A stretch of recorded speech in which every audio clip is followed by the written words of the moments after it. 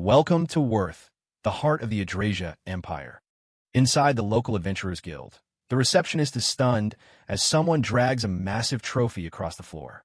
It's the horn of a king minotaur, a AAA class monster that usually takes an entire army to kill, and this guy brought in solo. She calls the hunter Silver and hands over a heavy bag of reward money. She can't help but gush over him, mentioning he's one of only 5 SS-class adventurers in the world. Silver just tosses a few gold coins back. He tells her to buy a round for everyone in the building, instantly turning the whole crowd into his biggest fans. His only request is that she keeps the most difficult jobs coming his way first. Silver walks out, thinking about how he has to bribe everyone just to keep the peace and avoid the drama of being a top-tier hunter. He heads deep into the Imperial Palace and slips into a private room. Off comes the mask, revealing Arnold Lakesadler. He uses the Silver identity as a cover to move around without a royal escort. He's the 7th Imperial Prince, and he knows it would be a total scandal if the public found out about his double life. His steward, Sebastian, is already waiting to nag him about his unannounced arrival.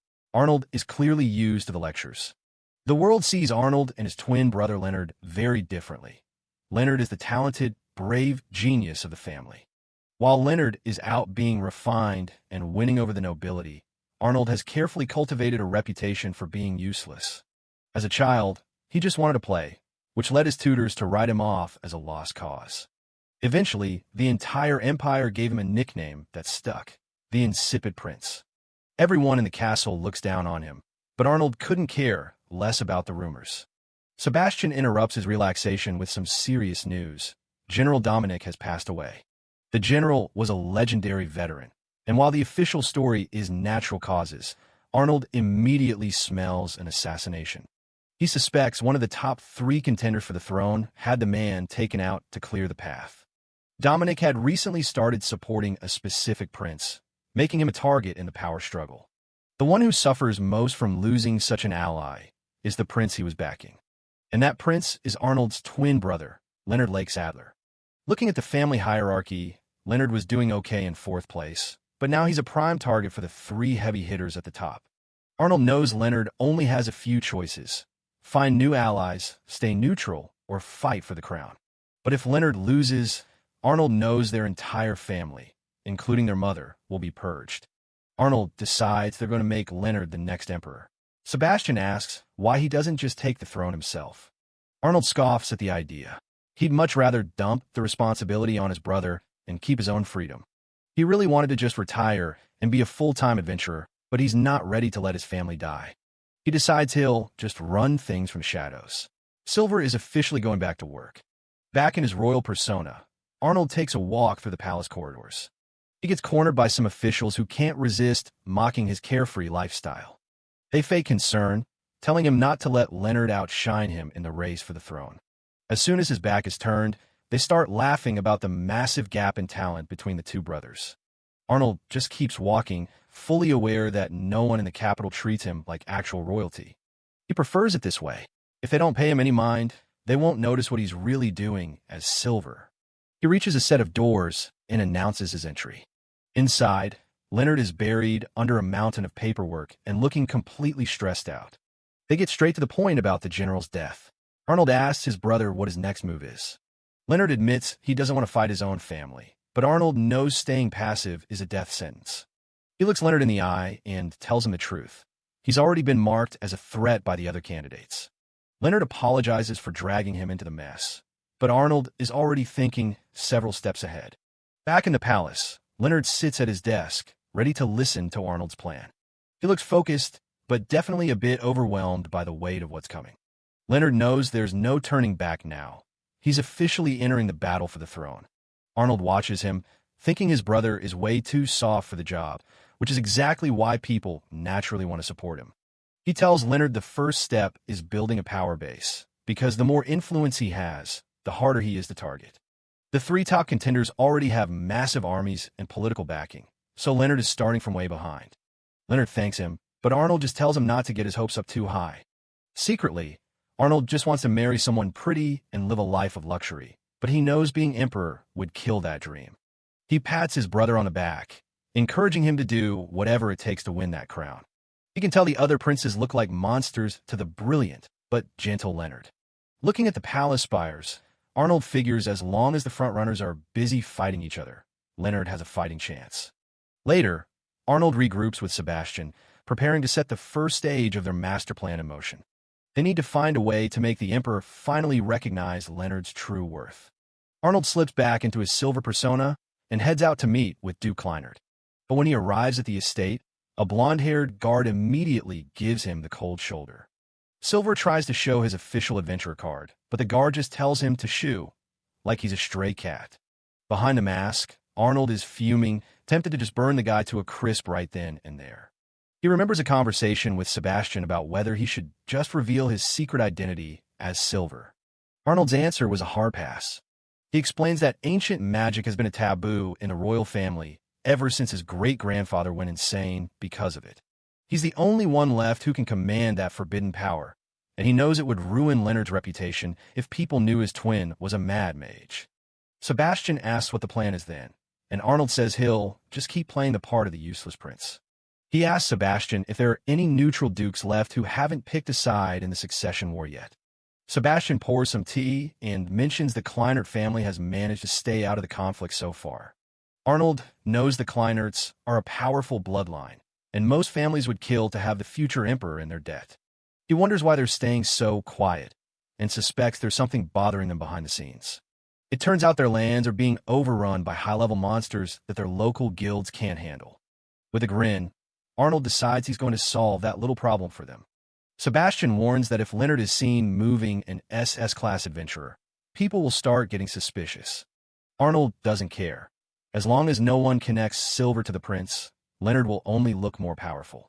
He tells Sebastian to enjoy the snacks while he's gone and prepares to head out. Using transfer magic, he crosses the entire empire in seconds, arriving right at the Duke's front gate.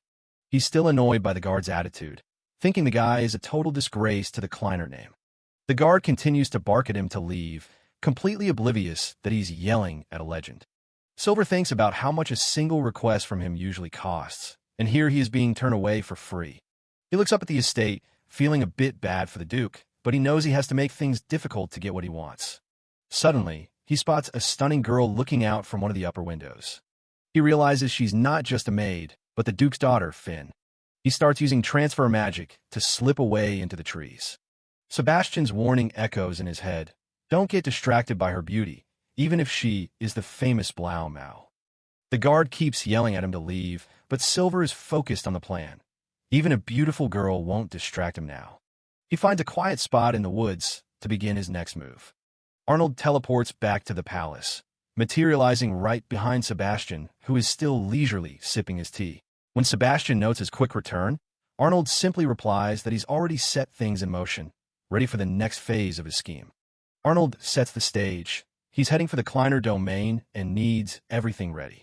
He knows the adventurer Silver already made a move, but this time, he's going as royalty. It's time for the Insipid Prince persona to take over. 5 days later, Arnold and Sebastian arrive at the estate on horseback. Duke Elmer von Kleinert greets them warmly, noting it's been years since they last met. Arnold keeps a straight face, remembering the Duke's reputation for being mild-mannered and trusted. There's no time for small talk, so the prince cuts right to the chase. He leans in, making it clear this isn't just a social call. The topic turns to the succession war and how Leonard has been dragged into the middle of it. Arnold drops the hook. If the Duke feels any gratitude, he needs to back his brother. Elmer is blindsided, having no idea what debt he's supposed to owe. Arnold doesn't miss a beat, accusing the Duke of trying to play dumb after Leonard supposedly moved on his behalf. The Duke starts sweating, insisting his family would never offend Prince Leonard. Arnold fires back, claiming Leonard went through the trouble of hiring the legendary adventurer Silver just for the Duke's sake. He doubles down on the lie, saying Leonard personally wrote a letter requesting Silver's help with the domain's monster problem. When the Duke looks horrified, Arnold gets offended, asking if he's being called a liar. Sebastian steps in to play peacekeeper, giving the Duke some time to look into the matter. The threat is clear. If the Duke is in the wrong, his land will be blacklisted by every adventurer in the Empire. Once they're alone, Arnold can't help but smirk at how well the plan is going. He didn't create this mess. He's just taking advantage of the fact that someone at the estate was rude enough to turn Silver away. Sebastian praises his master's tactical mind, though he notes that Leonard is far too kind for this kind of dirty work. Arnold laughs it off. He doesn't mind getting his hands dirty if it means securing his brother's reputation. Suddenly, shouting breaks out in the hall as the Duke discovers exactly who messed up. The prince settles back into his chair, waiting for the inevitable apology. Duke Elmer drags his son into the room, both of them bowing low in shame. The truth comes out. The son turned Silver away 5 days ago, without even checking his credentials. The boy tries to defend himself, arguing that a legendary hero showing up unannounced sounded like scam. It turns out he was just overzealous about keeping people away from his sister, Finn. Arnold watches the kid struggle, thinking it's probably safer for him to just keep his head down and apologize. He tells the Duke to save the lecture for later. A mistake by the son is still a failure for the house. Now for the real pressure. Arnold points out that Silver is likely finished with them, and someone has to pay for that lost connection. Terrified, Elmer offers his own life to make amends, but Arnold shuts that down immediately. Just as things get heavy, a door creaks open with a new offer. Finn appears in the doorway. She walks in with grace, begging for forgiveness on behalf of her father and brother. Arnold finds himself staring as she approaches. He's caught off guard by her presence. It's Finn von Kleinert, looking every bit like the blue gull people talk about.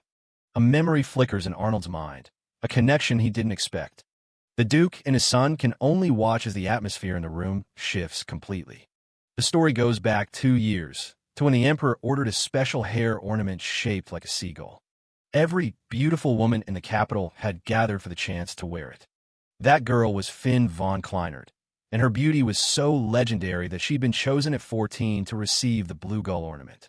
Ever since then, men throughout the Empire have known her as the Blau Mau, the blue gull. Finn steps forward, begging for the prince's forgiveness and offering herself up to take the blame for her family's mistake. The Duke and his son immediately join her, desperate to protect the young girl from the fallout. Arnold is completely caught off guard. His plan was just to exert some psychological pressure on the Duke, not to be the villain in a family tragedy. He's left wondering how to fix this mess without looking like a monster. Arnold insists that even if Leonard forgives them, the fact remains that their household made a fool of the royal family. He plays the part of the arrogant prince perfectly, noting that his brother is far too soft and would likely just let everything slide. Duke Elmer admits that damaging the relationship with Prince Leonard's camp would be a disaster for his territory. Arnold commands the Duke to send his people to find Silver and bring him back for negotiations. The prince smirks internally. Everything is going exactly as planned, even if the Duke sees him as nothing more than a little man riding on his brother's coattails. Finn interrupts, begging for permission to accompany the prince on his search. Arnold's eyes widen. This definitely wasn't part of the strategy. He tries to process the sudden change in events. The prince eventually leads Finn to an old building, where they find Silver waiting for them. Silver seems unimpressed, noting that while he expected the Duke to send someone, he never thought the prince himself would show up. Of course, the figure in the mask is just an illusion Arnold created with magic, coupled with some memory alteration for the locals to make it look like Silver had been staying here. Thanks to Silver's magic mask, Arnold can play both roles without worrying about his voice or scent giving him away. Finn formally introduces herself and apologizes for her family's lack of manners 5 days ago. Silver scoffs, telling her that apologies won't fix a plummeting reputation.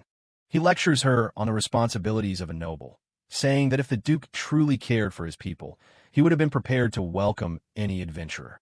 Arnold sighs internally. He never thought he'd end up performing a scene where he has to convince himself to do something. The prince steps forward, asking Silver if he's in the mood to continue the request. Silver mockingly asks if the insipid prince has actually managed to win over the Duke's family to his side yet. He claims his only reason for helping was to ensure Leonard succeeded the throne, but now his trust in the Duke's camp is gone. The masked adventurer demands a written oath of loyalty from the Duke, or he'll walk away right now.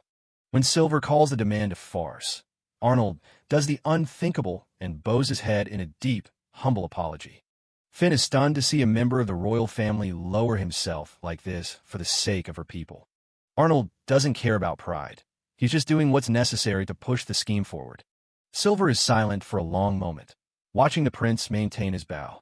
Finally, Silver relents, accepting the request on the condition that the Duke keeps his word. Finn is overjoyed, thanking them both as the carriage ride back to the capital begins. Sebastian waits for them by the carriage, ready to take them home. Arnold lets out a massive sigh, swearing he never wants to pull a stunt like that ever again. Finn turns to him, her eyes sparkling with gratitude for what he did. She clearly sees him as a noble hero, a far cry from the reality of the situation. Arnold tries to tell her she's got it all wrong, and that he only bowed for his own sake. But she won't hear it, insisting that his actions spoke louder than his words. She gives him a radiant smile, asking if he'd be willing to just let her have this one misunderstanding. The sight catches Arnold off guard, leaving him speechless for a moment. He's reminded of a meteor shower he watched with his mother as a child, a rare and beautiful moment. The same feeling of joy and warmth wells up inside him as he looks at her. As the carriage rattles away from the town, Arnold finds himself thinking that maybe, just maybe, these kinds of misunderstandings aren't so bad after all. Deep in the mountains of Duke Kleinert's domain, a massive monster is making itself right at home. Sebastian gives the report. The Duke sent A-class adventurers to handle it, but they aren't making any progress. It's a mother slime, an AA-class nightmare that keeps popping out smaller ones as fast as you can kill them. Arnold knows they need to act fast before the army of slimes gets out of hand, even if it means stepping on some toes. He tells the butler to head back while he handles the heavy lifting, hoping the locals don't put up too much of a fight. He marches right into the center of the adventurers' camp, looking every bit the legendary SS rank adventurer. The leader of the group, Abel, isn't exactly thrilled to see a masked celebrity crashing his mission. Abel introduces himself, clearly annoyed that he looks like a rookie compared to the guy in a mask. Arnold expected the cold shoulder. Adventurers are a proud bunch, and nobody likes being shown up. Abel makes it clear that they don't plan on just rolling over and letting a newcomer take all the credit. Silver says they can throw all the insults they want, which only makes the leader more frustrated. The party's A-class girl chimes in, admitting they've hit a wall because they just don't have the firepower to finish the job. Silver offers a compromise. He'll call it an official emergency, but they're free to try and finish the job before he steps in. Reality hits Abel hard, and he finally admits they're out of their league, telling the masked man to just do what he wants. Arnold has to respect it. The guy is a real leader, putting his team's safety over his own pride. He gives them a rare bit of praise for the work they've done, which caught the exhausted adventurers completely off guard. He tells them he's not being sarcastic. He actually appreciates their effort and feels like he owes them one. Time to show them why he's ranked SS as a massive magic circle starts to glow under his feet. He begins to chant, warning everyone that the hour of judgment has officially arrived. The air thickens as he calls upon the divine flame, preparing to unleash something the world hasn't seen in ages. He shouts the name of the spell, Execution Prominence, and a pillar of fire incinerates everything in its path. The adventurers can only watch in sheer terror, as the landscape is literally rewritten by the blast. Silver stands tall amidst the heat, looking like a god of destruction in the middle of the inferno. When the smoke finally clears, there's nothing left but scorched earth and a very dead mother slime. The girl is speechless. She just saw a man vaporize a mountain like it was nothing. Abel tries to thank the hero of the day, but Silver just brushes it off and says he's got other places to be. Without another word, he disappears into a pillar of light, leaving the survivors to process what they just witnessed. Back at the Duke's estate, the mask finally comes off as Arnold lets out a long, exhausted sigh. He figures he played it perfectly. The Duke will be grateful to Prince Leonard, and their political position will be solid. He turns around to relax, only to find Finn standing right there, staring at the mask in his hand. She's frozen, dropping her tray as the realization hits her that the useless prince and the legendary Silver are the same person.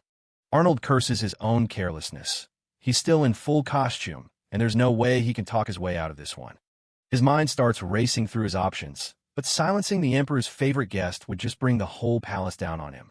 She explained she only came by with some sweets because he didn't answer his door, and she got worried. She panics and starts swearing that she won't tell a soul, which kind of defeats the purpose of keeping a secret. He pins her against the wall, dropping the act to warn her that help isn't coming and he's more than capable of being dangerous. Instead of being scared, she just accepts it, telling him that if he has to hurt her, she understands. She smiles, telling him she trusts him because a kind person wouldn't go through all this trouble for his brother. Arnold is stunned. He didn't expect her to have that much faith in him after catching him like this. She even realizes he's been manipulating the situation for his own ends, but she still chooses to believe in his good intentions. Looking at her, he realizes that this is a level of trust he can't bring himself to betray. He gives her a final warning to keep her mouth shut, while she just beams at him, happy to be in on the secret. Finn is fascinated by Silver's mask, but Arnold is too busy panicking about his secret being out to care. She tries to cheer him up with some sweets, while he just face-plants onto the table, completely defeated by his own carelessness. Back at the Duke's office, Abel is turning in his report, making it clear that it was Silver who really saved the day. The leader is humble enough to admit his team couldn't have done it alone, asking that Silver gets the credit he deserves. Duke Elmer is impressed by the honesty and promises to keep the A-class team in mind for future contracts. Arnold joins the conversation as the prince, reminding everyone that everything Silver did was for the sake of his brother, Leonard. The Duke is fully on board now, shaking Arnold's hand and swearing to put his full weight behind Leonard's bid for the throne. Arnold feels a weight lift off his shoulders. They finally reach the starting line of the real battle. The Duke is worried they don't have enough manpower, but Arnold explains he's still looking for allies he can actually trust. To show how much he believes in them, the Duke decides to send his daughter, Finn, to help out in the capital. Elmer gets a little emotional, touched that his once quiet daughter is stepping up to help the Empire. Arnold realizes this is a double-edged sword. Finn is useful and connected, but she also knows way too much. He just nods along while the Duke begs him to make good use of her, probably already regretting this decision. Finn is all smiles as she waves goodbye to her family, officially joining Arnold's inner circle. Inside the carriage, she looks like she's on top of the world, ready to take on the capital. Arnold has to ground her, warning that this isn't a game and people are going to start dying for the crown soon. She doesn't flinch, telling him she knows exactly what she's getting into and still wants to help. He just stares at her, trying to figure out what's going on in her head. She jokes that it's better for her to stay close so he can keep an eye on her, which is the last thing he wants. He wonders if he's made a massive mistake letting a girl like this in on his biggest secret. They make it back and meet up with Leonard, who is shocked to hear his brother has connections with someone like Silver. Arnold lies through his teeth, saying Silver reached out first, and Leonard is just happy to have the help. He's carefully framing the narrative, so it looks like Silver is the one pulling the strings, not him. Finn brings in some tea, and Leonard is glad to see her again, completely unaware of the drama that went down earlier. Leonard's impressed by how quickly she's made herself at home, noting she has a real talent for getting people to open up. Leonard asks about the plan, and Arnold explains that Finn will be their primary negotiator in the capital. The bad news is that all the big-shot nobles have already picked their sides with the three main frontrunners.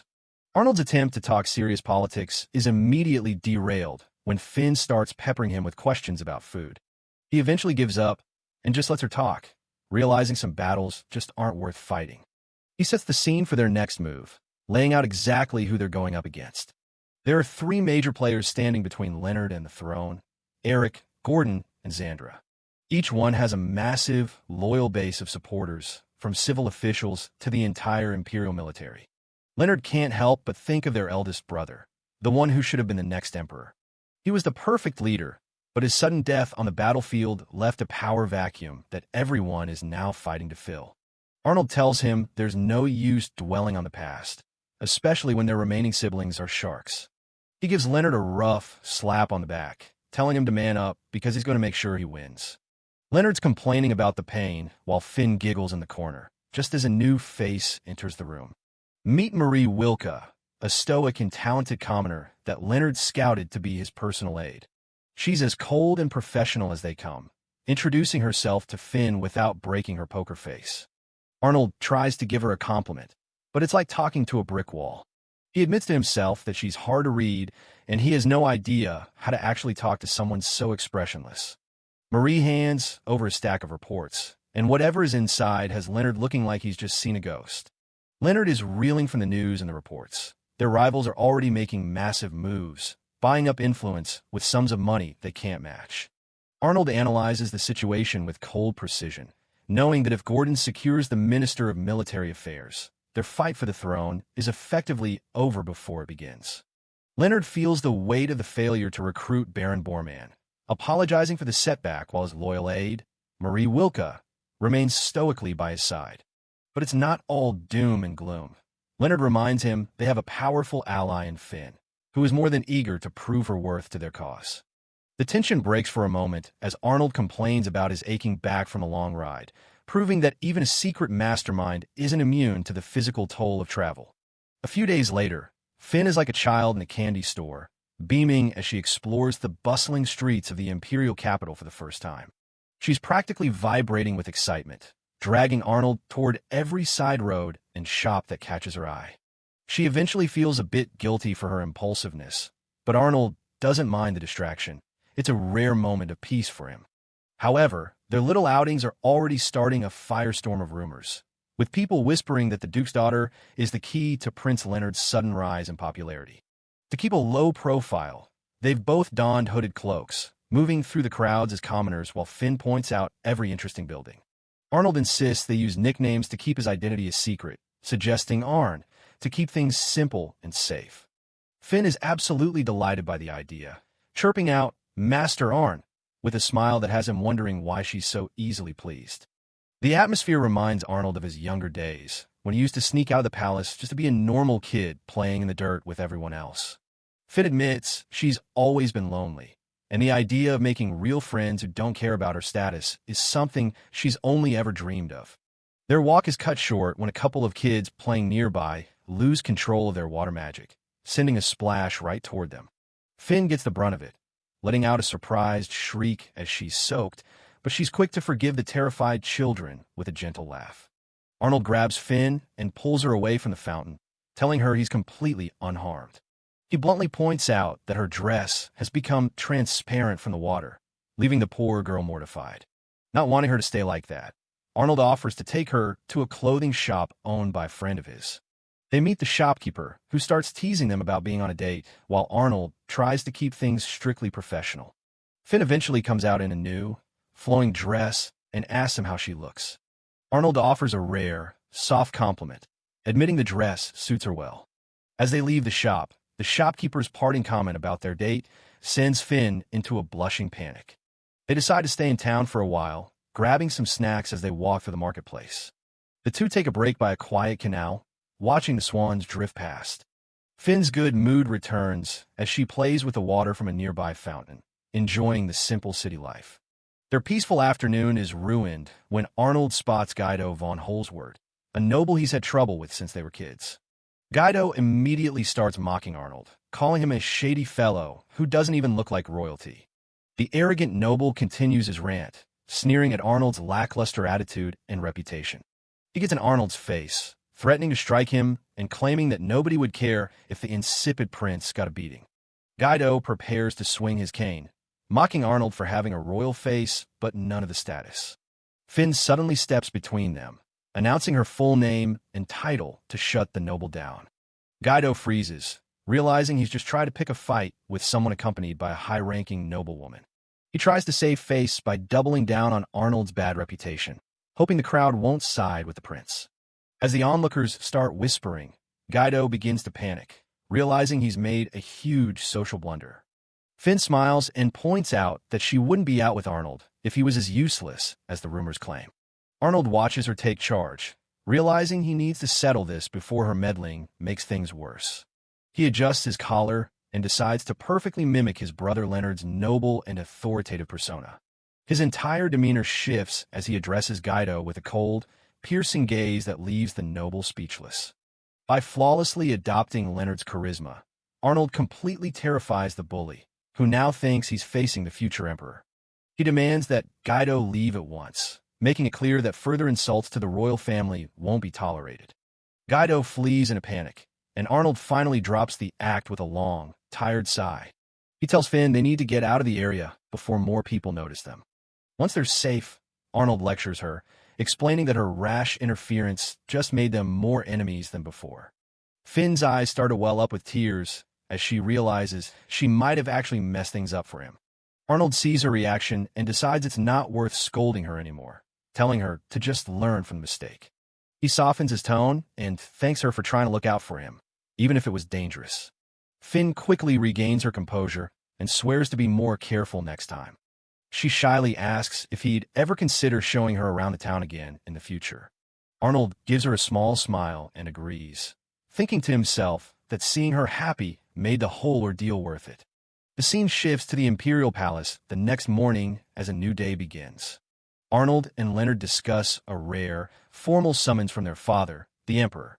Arnold fumbles with his mantle as they approach the grand throne room, ignoring Leonard's reminders to look sharp. They step into the massive hall where the rest of the royal family has already assembled. Their primary rivals for the throne, Eric, Gordon, and Xandra, all watch them with various looks of disdain. Emperor Johannes stands before them all, acknowledging that every prince and princess is finally present. He announces that he's bringing back a certain competition that hasn't been held in decades. The Emperor officially declares the start of the Knights' Festival of the Hunt, signaling a massive escalation in the battle for succession. Arnold and Leonard watch carefully as their father, Emperor Johannes, continues his grand announcement. The Emperor declares that the winner of this hunt will receive a massive reward, effectively placing them first in line for the throne. Arnold processes the weight of this reward, realizing just how high the stakes for the succession have suddenly become. Prince Gordon, the Empire's most powerful warrior, slams his fist into his palm and demands a simple contest of raw strength. Emperor Johannes laughs off the suggestion, while young Prince Rupert watches the intense exchange between his older siblings. Princess Xandra sneers at Gordon, calling him a meathead and mocking the idea of a physical contest. Gordon and Xandra exchange sharp glares, each clearly ready to take the other down to claim the throne. Prince Eric adjusts his glasses and calmly apologizes for his siblings' lack of manners in the presence of the Emperor. Arnold observes Eric, noting that the intellectual genius is currently the closest to being named the next emperor. The Emperor silences the room, stating that a bit of healthy competition is exactly how he earned the throne himself. Johannes explains that while they haven't needed this festival recently, the sudden surge in monsters has changed things. Eric questions if the Adventurers Guild has actually given permission for the royals to interfere in their work. A messenger recalls the guild's desperate situation, where they were essentially forced to accept help to save the Empire's crops. The memory shows the guild administration relenting, realizing they couldn't possibly handle the monster swarms alone. Arnold realizes that using the elite Imperial Guard to hunt monsters is actually a clever way for his father to protect the people. The Emperor confirms he will divide the knights among the royals, challenging them to lead the charge. Gordon and Xandra listen intently as the Emperor prepares to reveal the final, most crucial details of the reward. Johannes announces that the victor will be officially appointed as the Empire's ambassador extraordinary. Arnold's eyes go wide as he realizes the sheer political power that title carries. Back at his residence, Arnold admits that they've found themselves in a real nightmare of a situation. Finn tries to stay positive, but Arnold just sighs, clearly exhausted by the turn of events. Arnold explains that if Leonard becomes the ambassador, they have a chance, but their rivals gaining the title would be a disaster. Finn panics as she learns the knights were only informed yesterday, meaning the whole thing was kept a total secret. Seabass looks over a map, confirming that pure luck will play a huge role in who encounters the rarest monsters first. Finn questions why the festival is being held in the east of all places. Arnold points out that despite the massive monster damage, no knights have been sent to that region yet. Seabass explains the general rules of the hunt, while Arnold realizes the Emperor himself will be the one judging the winner. Finn suddenly brightens up, proudly announcing that she's come up with a brilliant strategy. She suggests that the easiest way to win would be to just let Arnold use his true strength and win the whole thing. Arnold and Seabass exchange a long, flat look at the absurdity of the suggestion. Arnold facepalms, reminding her that he has to maintain his useless reputation to stay under the radar. He explains that a sudden victory would be suspicious and would only divide their support, making things harder for Leonard. Finn quickly apologizes, realizing that her brilliant plan was actually a terrible idea. Seabass chuckles, noting that in moments like this, her expressive nature really does resemble Prince Leonard's. Arnold looks out the window, realizing that any attempt to cheat would only bring more suffering to the people in the East. Finn is relieved to hear that Arnold would never do something so heartless, apologizing again for her suggestion. Seabass gently tells Finn that Arnold actually likes her just the way she is. The comment sends Finn into a complete, blushing meltdown as she tries to hide her face. Arnold immediately tries to backpedal, though he doesn't outright deny it, which only makes things more awkward. Leonard enters the room with his new aide, Marie, and asks if he's interrupting anything important. Leonard admits that Arnold would be much better suited for the title, even if he's the one who has to officially take it. Leonard looks down, admitting that the thought of fighting against his own family for the throne is genuinely depressing. Leonard acknowledges the weight of the burden he carries, knowing that if he fails to win the succession, a bleak future awaits everyone who follows him. Arnold reflects on the ruthlessness of his elder siblings, Gordon, Xandra, and Eric, who have already proven they are willing to commit murder for the throne. Arnold worries that Leonard's idealism and emotional nature might be a fatal weakness in the cutthroat battle ahead. Determined to see his path through, Leonard officially asks Arnold, Finn, and Seabass to lend him their strength. Arnold gives a confident grin and readily agrees, joined by his companions in their pledge to support Leonard. The scene shifts to a desolate wasteland where a lone, caped figure stands before a massive, looming silhouette. Arnold, disguised as the legendary adventurer Silver, confronts a massive mutated monster that has been terrorizing the borderlands.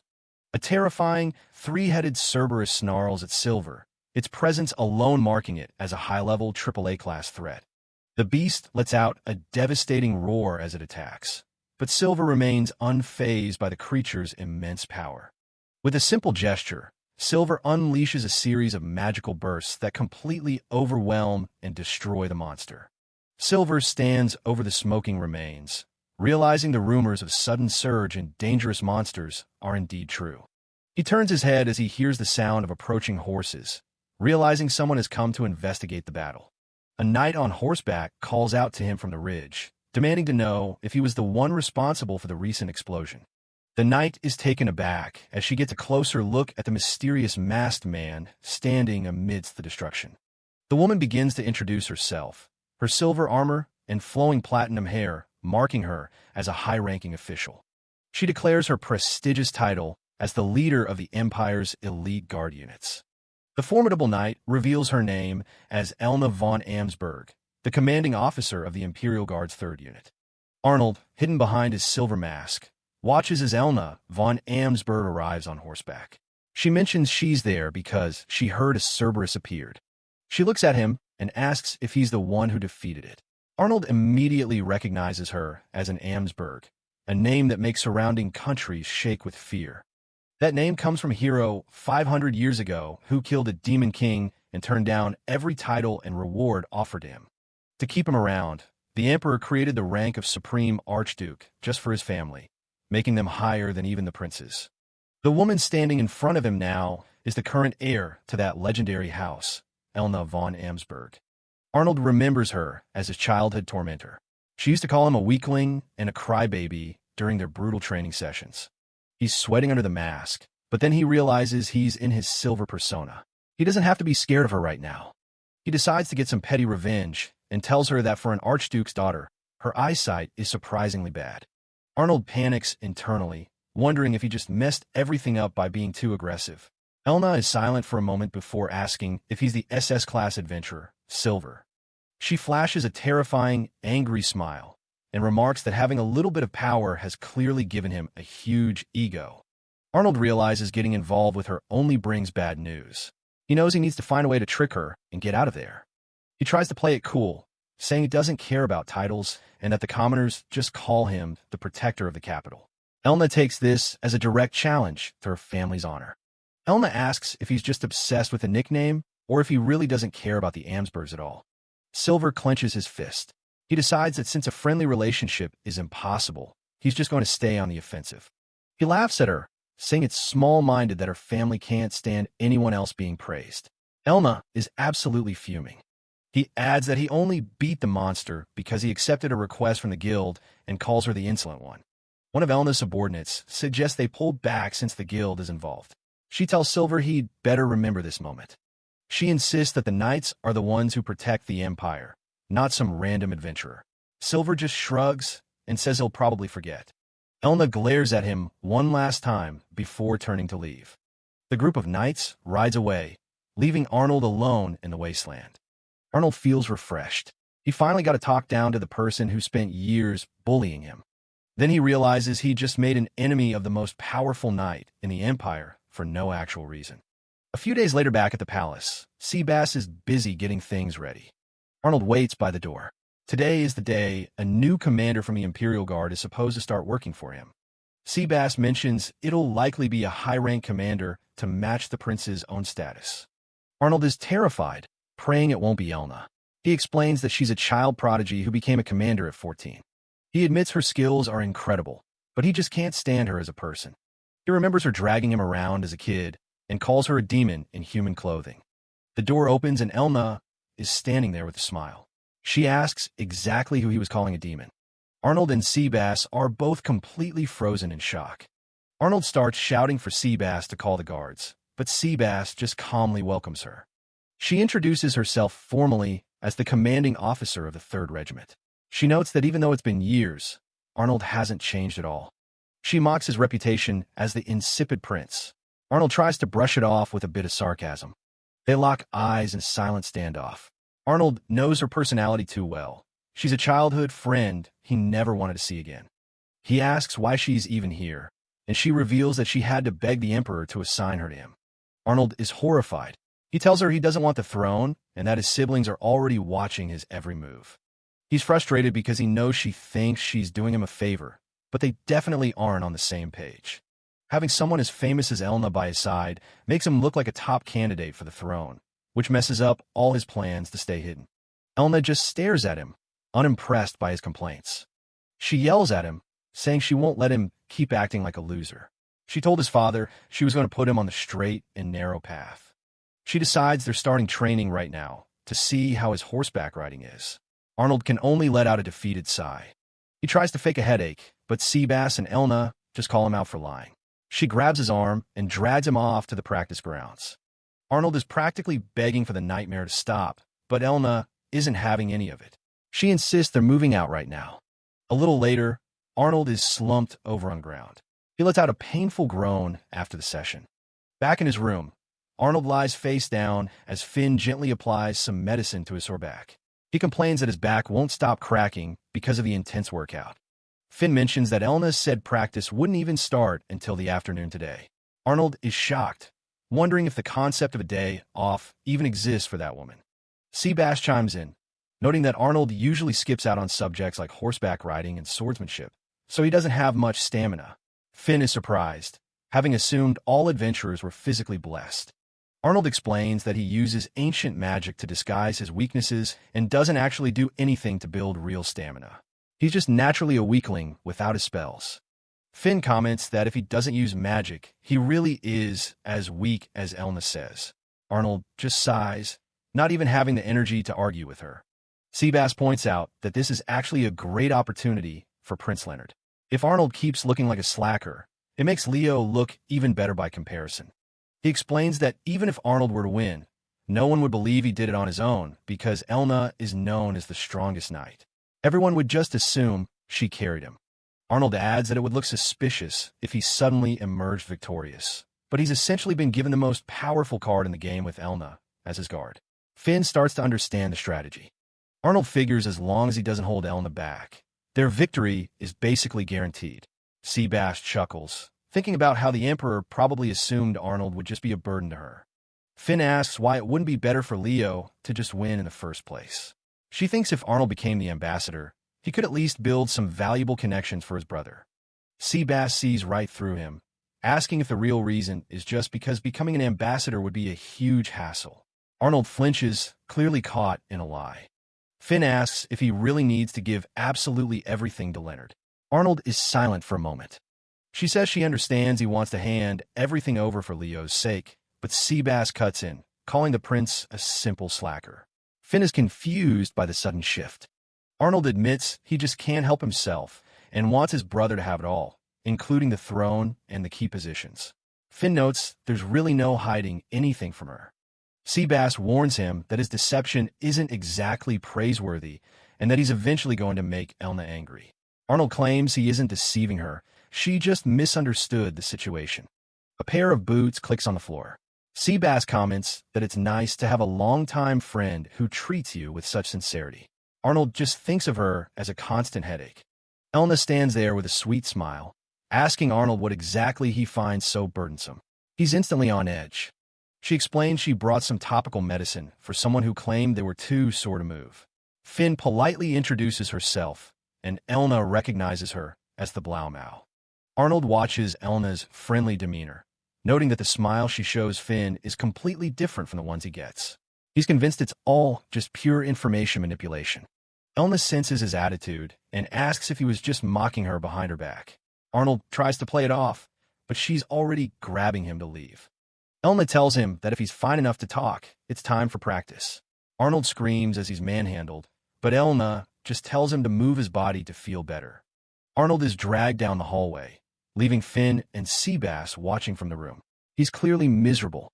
Later that night, the city skyline is dark. Arnold is back in his room, complaining about being sore from head to toe. He stands before a brick wall and places his hand on it, activating a glowing magical circle. A hidden passage begins to open with a loud creak. Arnold steps into the secret room and heads down a set of stone stairs. The door closes behind him with a final click. Inside, he finds himself in a massive library. A voice calls out, saying his continuous research into magic is always impressive. Arnold smiles at the compliment. He addresses the figure as great-grandfather. An image of an old man is glowing from the pages of a large, ancient book on the desk. This is Gustav Lakes Adler, the emperor from 2 generations ago. He comments that Arnold must be something special to stay holed up in here without getting bored. Gustav is the one who taught Arnold everything he knows about ancient magic.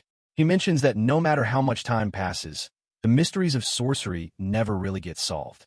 Arnold reminds him that he's known as the rebellious emperor. Gustav just laughs it off, saying his only real mistake was letting a demon steal his body. Arnold points out that Gustav is the reason he has to keep his use of ancient magic a secret. It's a taboo in the royal family because everyone thinks it leads to insanity. Gustav counters that if he weren't locked away like this, Arnold never would have learned it. He notes that the special silver mask must be helping him out quite a bit. Gustav grumbles about the lack of gratitude from the younger generation. He tells Arnold to just spit it out and say what he came here to discuss. Arnold looks serious, saying his younger brother has been dragged into the fight for the throne. Gustav just notes that exceptional people always get pulled in eventually. Arnold wonders if his brother's involvement was intentional. He remembers an old general who was assassinated early on, forcing everyone to make a choice. He suspects the real goal was to drag Leo into the fight, so they'd have an excuse to take him out. He asks Gustav what he would do if he were one of the other princes. Gustav simply says he'd assassinate the crown prince.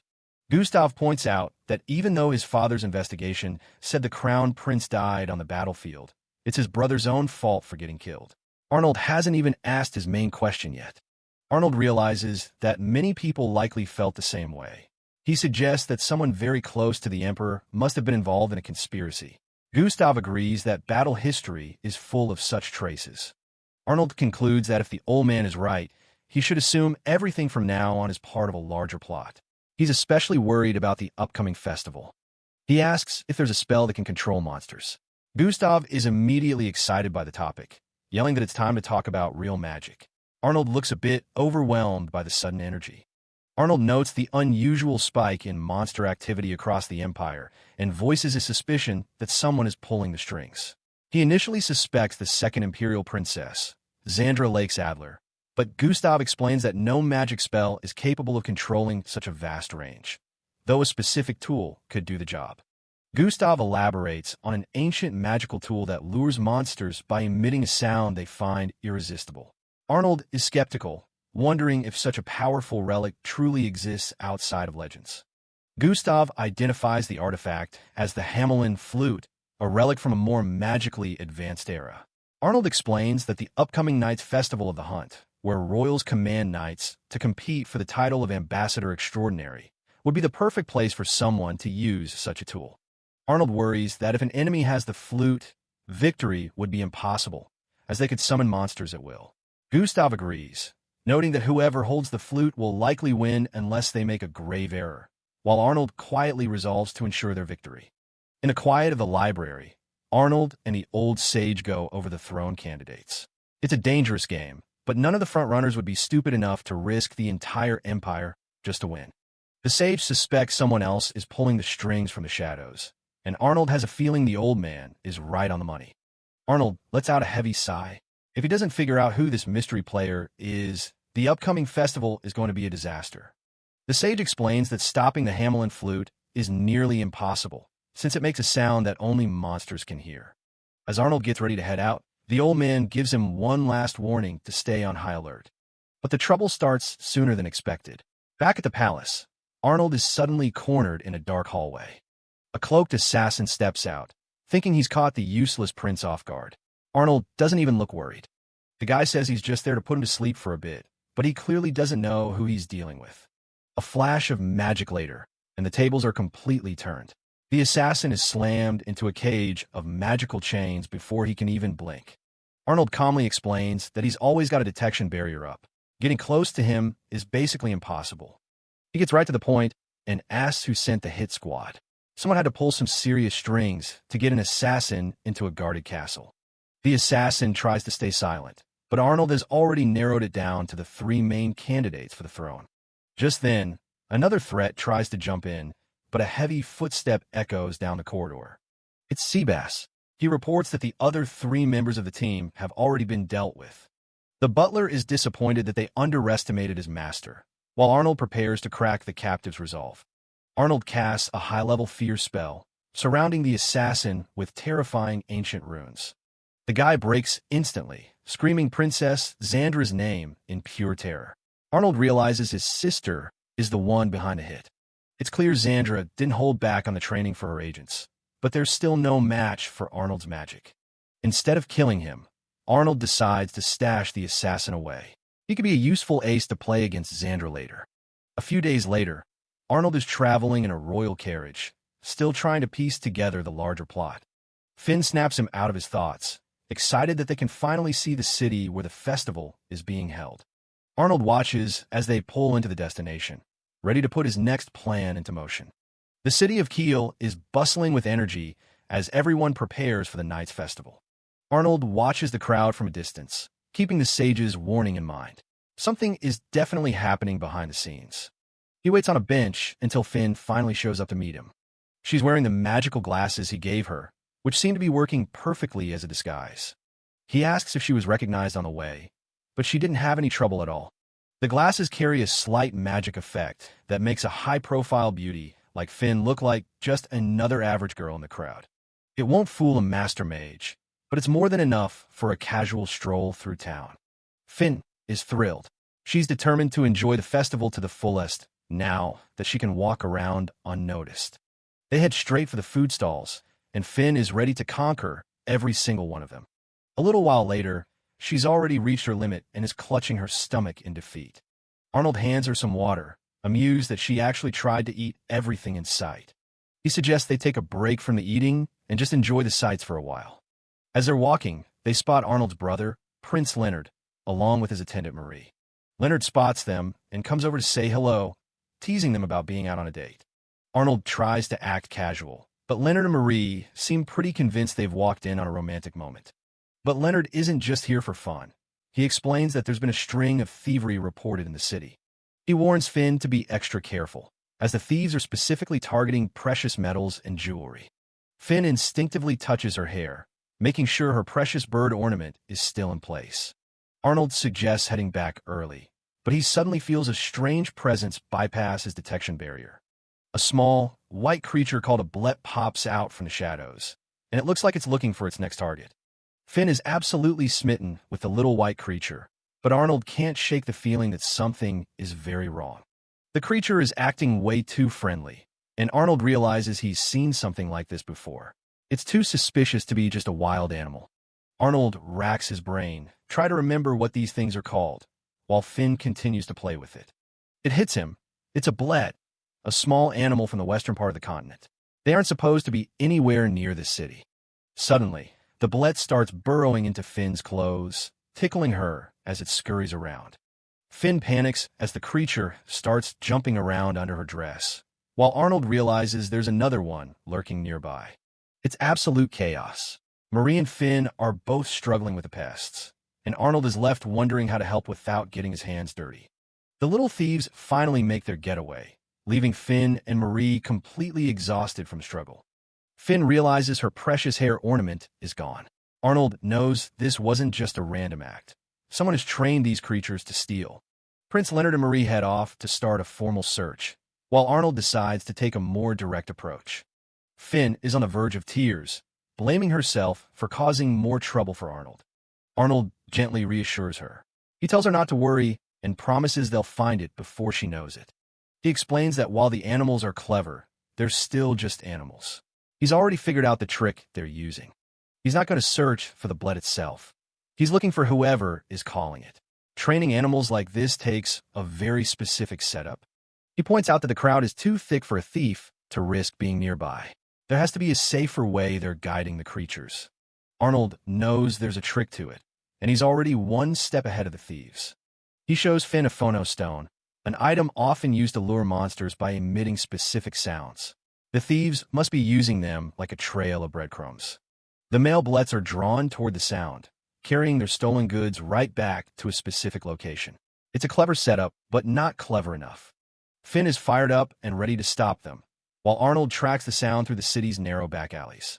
The walls are closing in as they go deeper into the slums. Arnold tells her to stay close and keep moving. Finn spots another phono stone and rushes ahead, but she loses her footing on the uneven ground. Arnold catches her just in time. For a brief second, the two are flustered by how close they are in the cramped alleyway. They quickly regain their composure, while another bullet watches them from a distance. They eventually find a bullet that seems lost. Arnold promises the little creature they'll get its stolen treasure back soon. They've reached the end of the trail. The thieves' hideout is right in front of them. Arnold stares at the building with a sharp look in his eye. It's time to wrap this up. Arnold tightens his tie, ready to move in, but he knows exactly how to make this work in his favor. He calls out to Prince Leonard, who has just arrived with a squad of knights. He tells his brother that he's already located the base. Finn is a little annoyed that Arnold is giving all the credit to Leonard, even though he was the one who did all the hard work. Arnold explains his reasoning. If the knights thought the info came from him, they wouldn't take it seriously. But if Leonard leads the charge, his reputation will soar. Finn watches as the knights prepare to breach the hideout. She's starting to realize just how deep Arnold's strategy goes. The knights storm in, caught in a flurry of movement as they corner the thieves. "Nobody move," echoes through the hideout. The lead thief is shocked they found his base so quickly. He demands to know how they tracked them down. But Arnold and Finn just watch from the sidelines as the knights finish the job. The little bloods are safely back in their cages. Amidst all the stolen goods, Finn spots her hair ornament sitting on the table. It's a huge relief. Leonard returns the ornament to Finn, but he strictly warns her that she can't just take back stolen items. There's a process for this. Finn takes off her magical glasses, revealing her true identity to the stunned knights. Arnold just smiles, knowing what's coming next. Leonard introduces her as the Blau Mao, and the knights are immediately falling over themselves to apologize. Only those close to him know her true worth. Arnold steps in with a stern warning. If news got out that a gift from the Emperor was stolen under their watch, they'd be in serious trouble. The knights quickly agree to keep the whole incident a secret, grateful to avoid a massive scandal. Leonard and Arnold have them right where they want them. Later, Finn thanks Arnold for everything. He brushes it off as luck, but she knows he was the one who really saved the day. She tells him that even if the rest of the world doesn't see his good deeds, she always will. Arnold is left speechless as she expresses her unwavering support. Arnold is touched by Finn's sincerity as she promises to always remember the kindness he's shown her. With a light-hearted chuckle, Arnold tells her he'll be counting on that, and Finn beams with happiness as they continue their walk. As they stroll through the lively festival, Finn vows to one day write a book about everything Arnold has done. Arnold, however, would much prefer he stays out of the history books.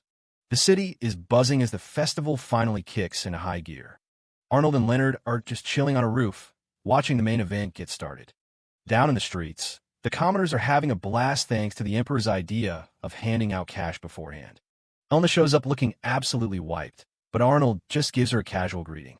She's been busy dealing with festival chaos like pickpockets and brawls while the princes have been relaxing. Leonard explains that he's been out visiting villages hit by monsters to try and lift their spirits. Arnold isn't exactly impressed. He's way more interested in his grilled lizard on a stick. He's perfectly fine with everyone thinking he's a slacker, since it makes his hidden work a lot easier to pull off. He even made Leonard promise to keep quiet about who actually handled the recent thief incident. Since Elna isn't in on the secret, Arnold just offers her a bite of his food as a reward for her hard work. Before things can get too relaxed, Emperor Johannes takes the stage to address the massive crowd. Arnold and Finn are waiting behind the scenes, realizing they have to wait a bit longer before making their entrance. Suddenly, his little sister Krista appears, looking completely terrified and clutching her rabbit plushie. Arnold can tell right away that something's wrong and asks her what's on her mind. She's shaken up because she just saw a vision of the city being surrounded by monsters. See, Krista was born with a very rare and powerful form of innate magic. She has the power of precognition, seeing flashes of a future that hasn't happened yet. Arnold's always told her to keep it between them, so the other royals wouldn't try to use her for their own gain. He asks if she saw anyone specific die, but she tells him it was just the city itself in danger. He comforts her and tells her she's a good girl for coming to him first. Just then, Finn walks in with some snacks, totally oblivious to the heavy conversation. Arnold uses the chance to introduce her to Krista, hoping Finn can keep the kid distracted. Krista is immediately starstruck because Finn is known as the most beautiful lady in the Empire. Arnold leaves the two of them together, glad that his sister is in safe hands while he gets ready. He tells Krista not to be upset, explaining that they have to do this because of their royal duty. On his way out, he runs into Princess Xandra, who's always ready with an insult. She mocks him for playing nanny, but Arnold just hits back at her foul mood. That's when Prince Gordon steps in, and he's clearly looking to start some trouble. He tells Arnold to hand over his knight Elna, since a useless prince doesn't need someone so talented. Arnold just plays it off, saying he's too scared of their father to go against his orders and change knights. Gordon is visibly annoyed by the lack of backbone and promises to beat Arnold into submission. Leonard shows up to help Krista, promising that he'll come to her rescue if anything happens. That's all the little princess needed to hear to finally cheer up and feel better. With the festival starting, the brothers discuss their routes, and Arnold decides to head south. Leonard wants to go where the monsters are thickest, so he can prove his worth as a prince. Arnold suggests a plan where they take out a high-tier monster to scare the smaller ones away. He tells Leonard to keep up the pace and win, or Elna is going to be absolutely furious with him. While everyone else is hungry for glory, Arnold is just happy he can stay out of the spotlight. Back at the ceremony, the Emperor calls for the knights to swear their allegiance to his children. The atmosphere gets heavy as the royal family prepares to lead their forces into the hunt. Johannes raises a fist and lets out a roar that echoes across the entire stadium. And with that, the Knights' Festival of the Hunt is officially underway. Arnold knows there's a plot brewing in the shadows, but he couldn't care less right now. Elna asks if he's ready, and he's more than prepared. He gives her a confident look, confirming that of course he is. Meanwhile, Leonard is already on the move, leading his unit out with high spirits. Arnold's plan is simple, just outsmart everyone else. Elna doesn't hold back either, charging into battle with a war cry as she plunges her blade into a monster. The fighting is fast and brutal, but it's over before it really began. Arnold sits atop his horse, casually noting that they've cleared out the area. Elna checks their progress on a magic tool, 30 bloodhounds down. They were already crushing the midday rankings. But there's a catch to this festival. Every royal child is fitted with a magic bracelet that monitors their position. The knights assigned to them were 1-2. If they stray more than a kilometer apart, the bracelet breaks and they're disqualified. Arnold notices the knights look half dead from exhaustion and suggests they head to a nearby city to rest. Elna's confused by the sudden change in pace, but Arnold reminds her that he's the one in charge of the unit's orders. She reluctantly agrees to follow his lead, and they start making their way toward town. Night falls, and they find a local tavern to unwind after a long day of hunting. Elna realizes that this was exactly what the Emperor wanted, The festival is bringing life and coin back to the local towns. But as the drinks flow, the mood shifts. Elna slams the table, demanding to know where Arnold really stands in all this. Arnold's more upset about his spilled wine than the political interrogation. He's definitely not acting like a typical royal. He makes a comment about how much of a refined lady she's grown into, which just earns him an insult about being a spoiled brat. Things get a bit awkward when Elna notices where his eyes are wandering, and she quickly reminds him they're up higher. She gets flustered, claiming she's just a late bloomer and will be amazing before he even realizes it. Arnold makes a jab about her chances being low, which almost gets him a fist to the face. Elna is ready for some after-dinner exercise. After the chaos dies down, Elna sighs, realizing that Arnold really hasn't changed a bit over the years. Arnold just shrugs it off. He's perfectly content being known as the useless, insipid prince while Leonard takes the spotlight. But for Elna, seeing him act this way is just plain frustrating. She knows he's capable of so much more. She tells him straight up, it's his silence and lack of ambition that give the other nobles an excuse to mock him. Arnold leans back, curious about what she's actually hoping to achieve by pushing him so hard.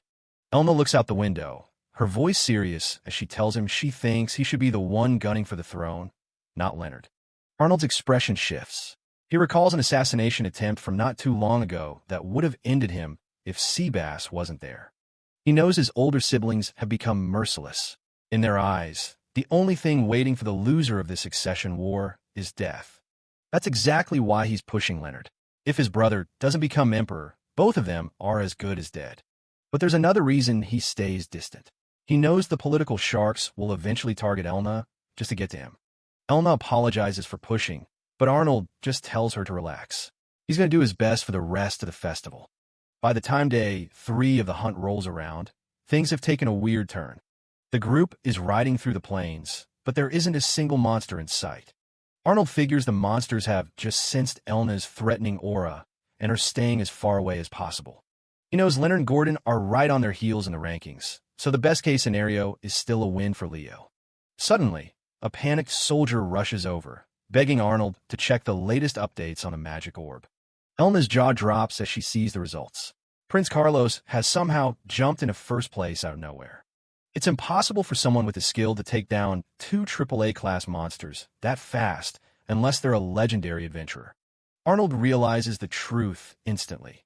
Carlos is the one luring the monsters in to manufacture a win. He decides to drop the rankings game. Something much bigger is happening, and they need to move before time runs out.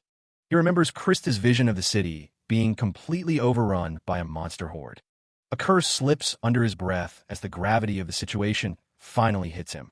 A massive rumbling shakes the ground beneath their horses, and Arnold looks back in horror as the vision starts to become a reality. The ground shakes with a terrifying rumble, and Arnold's unit is thrown into a panic. He realizes with a start that the threat he feared is actually happening. Elna looks back, her expression tightening with concern as she tries to make sense of the sudden chaos. Arnold explains that a massive herd of monsters is charging their way. It's not just a coincidence. He suspects Carlos is using some kind of flute to lead them. The monsters are headed straight for Kiel. If they reach the city, the local guards won't stand a chance, and the Imperial Knights are already spread too thin to help. The worst-case scenario isn't just a massacre, it's a full-on revolt. If the Emperor flees while the people are trampled, the resulting public fury could tear the Empire apart. Arnold clenches his fist in silent rage. Carlos's plan is beyond malicious. He's perfectly willing to let innocent people die just to secure his own victory. Arnold turns to Elna, his voice heavy with command as he asks if she can save Kiel. Elna doesn't hesitate, declaring that her duty is to protect both the people and the Emperor. The knights standing behind her echo her sentiment, swearing on their lives that they will defend the town until the bitter end. Arnold looks each of them in the eye. He demands they swear not just to fight, but to survive. He won't let a single one of them throw their lives away needlessly. Elna grips her sword, her resolve unwavering as she prepares to lead the charge into the oncoming storm. She drops to one knee, swearing on her blade and her name that she will fulfill Arnold's command. The other knights follow her lead, their voices rising in a solemn vow to return home alive. Arnold watches them with a faint, knowing smile. Their conviction is exactly what he needed to see. With a quick click, Arnold unfastens his magic bracelet and tosses it aside. Elna stares in shock, unable to believe what he's just done. Arnold plays it off as an accident, casually telling her he'll just go grab a drink in town while they handle the monsters. He knows he'd only be a hindrance on the battlefield. He tells Elna to make sure his father knows he's the one who broke it. He's disqualifying himself, so she can move freely without him weighing her down. Arnold's voice rings out with authority as he gives his final order. Prioritize saving lives, even if it means the city falls. He tells them to save the Emperor, but more importantly, save every last person in Kiel. He knows Krista and Finn are still there and in danger. Elna reluctantly accepts the order, though she's clearly worried about leaving him behind without protection. Sebastian steps forward, assuring Elna that he will take full responsibility for the prince's safety. Elna is surprised to see the butler so calm, but she takes comfort in his presence. She knows Sebastian is more than capable. Arnold watches them go, his expression unreadable as he places the burden of the city's survival on their shoulders. Elna takes a deep breath, steeling herself for the fight ahead. She knows there's no turning back now. With a final, defiant shout, she raises her sword and spurs her horse toward Kiel, ready to tear through anyone who stands in her way. Arnold watches his unit disappear into the distance, a cold smirk finally touching his lips. The mask is about to come off. He calls Sebastian over, his voice sharp and focused. It's time for them to make their move. Arnold dons his silver mask, his entire aura shifting from a lazy prince to a calculated warrior. It's time to start operating behind the scenes. Meanwhile, in Kiel, the nightmare has begun. Monsters are already breaching the city walls, and the defenders are struggling to hold the line.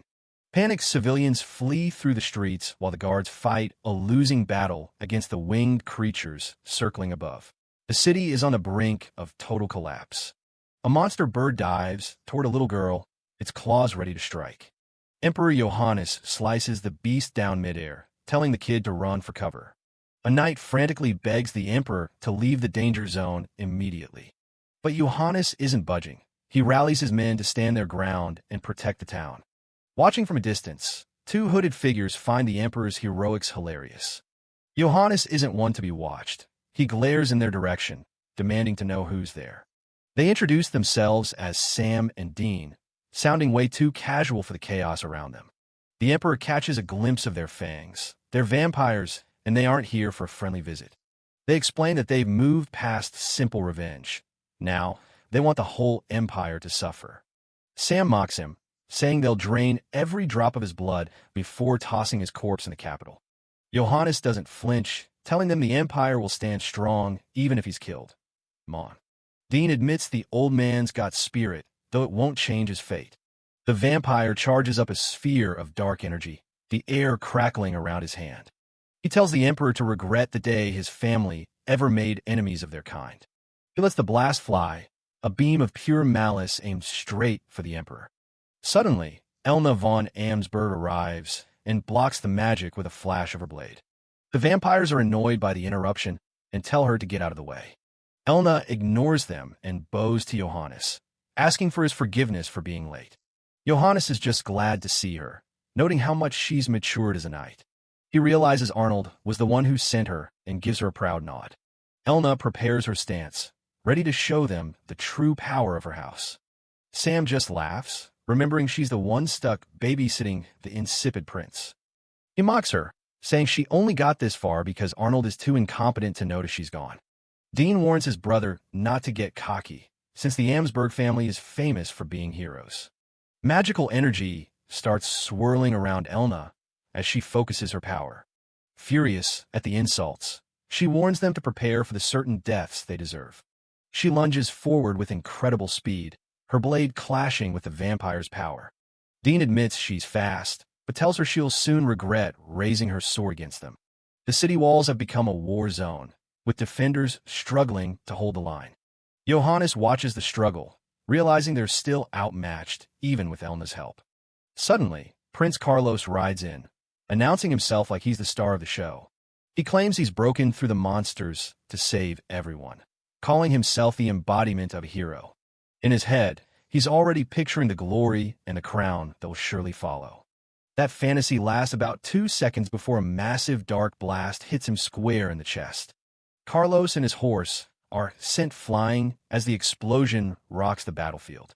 Sam can't stop giggling at the idiot prince while Elma glares, her patience wearing thin. Johannes is stunned by the reckless display. Far away, another group is on the move. Prince Leonard urges his knights to ride faster, desperate to reach Kiel as soon as humanly possible. A masked figure suddenly drops from the sky, landing right in the middle of the path. Leonard barely manages to stop his horse, staring at the mysterious intruder in shock. He asks if the man before him is the legendary SS-class adventurer, Silver. The masked man introduces himself with a polite bow to Prince Leonard. Leonard tries to be polite, but Silver doesn't have time for pleasantries. He's got business to attend to. The masked adventurer bluntly tells the prince that charging in a keel at this rate is basically a suicide mission. Leonard is taken aback, asking exactly why he'd say such a thing. Silver explains that against a literal horde of monsters, Leonard's small group is just a drop in the bucket. But Leonard is determined. Even if he can only save one life, he's going. Silver can see the knights behind the prince are touched by his resolve, but feelings alone won't kill monsters. He tells Leonard he needs a real army to stop a stampede. Leonard is desperate. He wants to save his family and his people, but he has no idea where he's supposed to find an army on such short notice. Silver clarifies that he's not saying they should give up. He just thinks they need to be smarter and gather more forces first. Leonard is confused. Is he supposed to call on the local lords? He knows the Imperial Knights won't just follow him blindly. Silver points out that there are plenty of knights in the eastern region nearby. Leonard worries that mobilizing them without proper orders would be a massive abuse of power and take too much time anyway. The adventurer says the how doesn't matter as much as the will. He warns Leonard that he might get a serious earful from the higher-ups once this is all over. Silver asks him straight up, how serious is he about saving everyone? Leonard doesn't hesitate. He doesn't care about his royal status or the consequences. He just wants to save them. He's ready for whatever Silver has planned. Impressed by the kid's guts, Silver explains the plan. He's going to use high-level transfer magic to open portals right near the action. The plan is for Leonard to give a speech through these magical gates, acting as a guide for the knights who are currently in the dark about the situation. Silver knows this is a huge gamble. If it fails, he's wasted his mana and their time. But if it works, Leonard becomes the hero who saved the city. Leonard smiles, thinking about his brother Arnold. He's sure the insipid prince would tell him to go for it. Silver scoffs at the idea of Arnold being that decisive, but Leonard stands by his brother's judgment. The adventurer tells him to prove it then. He clasps his hands together, and the air starts to hum with power. A massive, glowing magic circle erupts from the ground, looking like a gateway to another world. Without a second thought, Leonard spurs his horse forward and vanishes into the light. They land on a hill overlooking the chaos. The scale of the magic is incredible. Silver spreads his arms, declaring that the real show is about to begin. He's opened 7 portals near the surrounding villages and cast a spell to make Leonard's voice boom across the region. Leonard takes a deep breath and starts his plea, addressing every knight who can hear him. He introduces himself as the 8th prince and lays out the grim reality. Kiel is about to be overrun by a monster stampede. He tells the knights not to wait for their lords to make a decision. He asks them to follow their own hearts and join him, promising to take all the responsibility for their actions. Near a distant castle, the magical portal pulses, waiting for anyone brave enough to step through. Silver watches intently, wondering if his gamble is actually going to pay off while Leonard waits in tense silence. Suddenly, a knight named Hans pops out of the portal, looking completely dazed that the teleportation actually worked. He's a knight from Hessen, and he's ecstatic. He tells Leonard he's been wanting to fight under his command ever since the prince visited his village. Then come the big guns. Lord Foka of Ulm arrives with 500 knights in tow. Leonard can barely believe his eyes. Foka just shrugs it off, saying he's got the heart and courage to fight if the prince will have him. Silver watches the numbers swell, the morale of this motley crew skyrocketing. He estimates they'll reach 3,000 men soon. Leonard is overflowing with gratitude, but Silver brushes it off. He says he just did what any adventurer would do and tells the prince to save the thing for after the city is safe. Leonard gives a firm nod, more determined than ever to get the job done. With that, Silver bids him farewell and vanishes in a swirl of magical energy, heading off to his next task. Back at the Lord of Keel's manor, the situation is getting ugly as desperate refugees try to force their way inside. A guard draws his sword on the crowd, but a voice cuts through the tension. It's Lady Finn. She steps forward with total authority, introducing herself and using her other title, Blaumau, to get their attention. The crowd is stunned. They recognize her as the woman the Emperor treats like his own daughter. A man named Guido tries to push through, but Finn isn't letting the chaos escalate. She takes charge immediately, ordering the guards to prioritize the weak and the sick. She even recruits the healthy men in the crowd to help guard the manor, turning a potential riot into an organized defense. Finn addresses the restless crowd at the gate. She explains that a monster stampede is a lethal force, but if they follow her instructions, they might just buy enough time to survive. Lord Guido, the son of Duke Holsworth, is relieved to be let in, but Finn isn't going to let him off easy. She glares at him, saying he should be utterly ashamed of himself for running away. Guido is furious, his face contorting as he demands to know who she thinks she is to insult a noble of his stand-in. Finn doesn't flinch. She informs him that the current orders come directly from Princess Krista, who is left in charge of the residence while the Lord of Keel is away. She tells the fuming lord that he can complain to the Emperor later if he wants, but it's obvious who's really in the wrong here. Guido storms off, swearing he won't forget this slight. High above the city, the clock tower looms in the fading light. Inside, a little girl with silver hair and a rabbit plushie is frantically running up the stone steps. This is Princess Krista Lakes Adler, a small girl with silver-white waves and gray-blue eyes. She's clutching her rabbit plushie in a mess of tears and panic as she tells Finn that they absolutely have to get the flute. Krista is nearly hysterical, explaining that the flute is attracting a massive wave of monsters to the city. She desperately remembers being told to stay safe and take care of others, and she can't let them down. Seeing the child's distress, Finn pulls her into a comforting hug. She promises to retrieve the flute and asks Krista exactly where it is. Krista is terrified that Finn might die if she goes, but the older girl just gives her a reassuring smile. She says she's lucky and is certain that Prince Arnold will come to save her if things go wrong. Finn gently asks for the location one more time so she can put an end to this nightmare. Krista says she saw it fall from the clock tower. With a determined look, Finn heads off to find it, leaving the panting princess behind.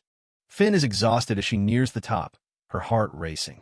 She thinks back to a conversation she overheard where Arnold spoke about the impending monster threat. She knows she isn't a warrior like Lady Elna, but she's determined to contribute however she can. She reaches the door leading out to the tower's summit.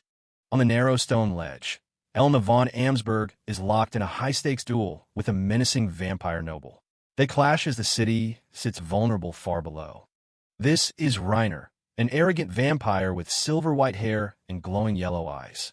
He's annoyed that Elna won't just stay out of his way so he can finish his dark work. The vampire prepares to use the magic flute to draw even more monsters into the city. Elna lunges forward, shouting that she won't let him succeed. Reiner is caught off guard by her fierce speed, cursing as he tries to maintain his footing on the precarious ledge. His expression turns even more sinister as he mentions a pact with a co-conspirator. His plan is to destroy the flute once it's served its purpose. Just as he moves to act, Finn's hand darts out from a window and snatches the flute away. She sighs with relief, having successfully retrieved the dangerous artifact. Reiner is livid, screaming at her to return his property. Behind her, Elna notices the wall is about to give way and screams for Finn to get out of there. The side of the tower explodes outward in a cloud of debris. Finn is knocked off her feet and begins a terrifying fall through the open air. Even as the ground rushes up to meet her, Finn holds onto the flute with everything she's got. She looks surprisingly calm, as if she's made peace with the situation. Reiner isn't about to let her go that easily. He gathers a mass of dark magical energy in his hand, intending to strike her down mid-fall. Finn closes her eyes and thinks of Arnold, feeling a sense of fulfillment that she could finally do something to help him. A blinding flash of light erupts as a powerful magic circle appears, intercepting Reiner's lethal blast with ease. Finn is stunned to find herself safely caught, looking up in wonder as her fall is broken. Reiner is absolutely baffled that his magic was blocked so easily. He glares at the intruder, demanding to know their identity. A man in a dark cloak and a silver mask stands tall, holding the falling Finn protectively. He identifies himself as the SS-class adventurer, Silver, and tells the vampire he's here to take him down. Silver stands on the rooftop with Finn in his arms, revealing himself as an SS-class adventurer. The female vampire is completely caught off guard, while Finn just looks relieved to be safe. Realizing they're outmatched, the female vampire tries to make a break for it. Elna isn't about to let her prey escape that easily and shouts for her to stay put. Elna blocks the path, ready for a fight. Behind her, Finn apologizes to Silver for acting on her own, knowing she put herself in a tight spot. Silver gives Finn a gentle pat on the head, telling her she did a great job. He tells her he'll handle everything from here, leaving her blushing as he takes charge. Silver directs Finn to head back to the safety of the manor. As she walks away, she can't take her eyes off the mysterious adventurer who just saved her life. Finn wishes him luck before she goes, and Silver gives her a confident nod. He's got this under control. Sam, the male vampire, is visibly annoyed. He can't believe another powerful fighter has shown up to mess with his brother's plans. Silver mocks the duo, asking if they weren't worried about an SS-class adventurer tracking them down. The female vampire snaps back, claiming they were just waiting for the right moment to strike. The masked adventurer points out that their window of opportunity is slammed shut now that he's been summoned. Sam isn't intimidated, believing that if they can just take down Silver and the hero, victory is still theirs. The vampires claim they haven't even shown their true power yet. Elna just smiles, more than happy to see what they've actually got. Elna swears to wipe them out, but Silver immediately interrupts her. He insists that he's the one who's going to finish this. The two starts bickering over who gets the kill. Silver jabs at her, suggesting she's lost her edge if she thinks she can steal his prey. Elna refuses to back down, citing her direct orders from the Emperor. Silver doesn't seem impressed, noting that the Emperor looks pretty vulnerable from where he's standing. Sam finds the whole thing hilarious. He laughs at how both a hero and a top-tier adventurer are dropping their guard to argue with each other. The vampire tries to goad them, pointing out that the Emperor might get killed while they're wasting time. Silver's response is cold. He says he couldn't care less about the royal family's fate. Silver explains that his job is to protect the people, not the upper class. He has zero interest in helping nobles who can't even fulfill their own duties. Sam is confused by this guy's logic. He doesn't understand what Silver means by refusing to take the nobles' work from them. Elna suggests they just split the targets and get it over with. Sam shouts for them to stay out of the way, frustrated by their casual attitude. Silver agrees to the deal, his eyes glowing through his mask as he begins to gather mana. He's ready to show them why he's at the top of the adventure ranks. Sam tells them to bring it on, confident that their vampire strength will be enough to hold out. Silver just charges up a dark orb, ready for impact. The battle kicks off with explosions rocking the area. Finn stops for a moment as she runs, her thoughts turning to Arnold back at the manor. Silver lunges forward with a shout, his speed leaving streaks of light behind him. He's not holding anything back. The masked adventurer gets right in Sam's face, clashing with him in close quarters. The vampire is furious at being confronted by a lowly human. Sam thinks he's found an opening as Silver closes in, but he's mistaken. Silver is already preparing his next move. Silver lands a massive blow, sending Sam reeling. The vampire can't believe how much faster the human is compared to before. Elna is confused by the fight, yelling at Silver for not being more effective. She doesn't think the vampire should be this hard to take down. Silver takes a hit and ends up on the ground, seemingly frustrated. He mutters about how being an adventurer is starting to feel like a total chore. Seeing Silver on the ground, Sam starts laughing.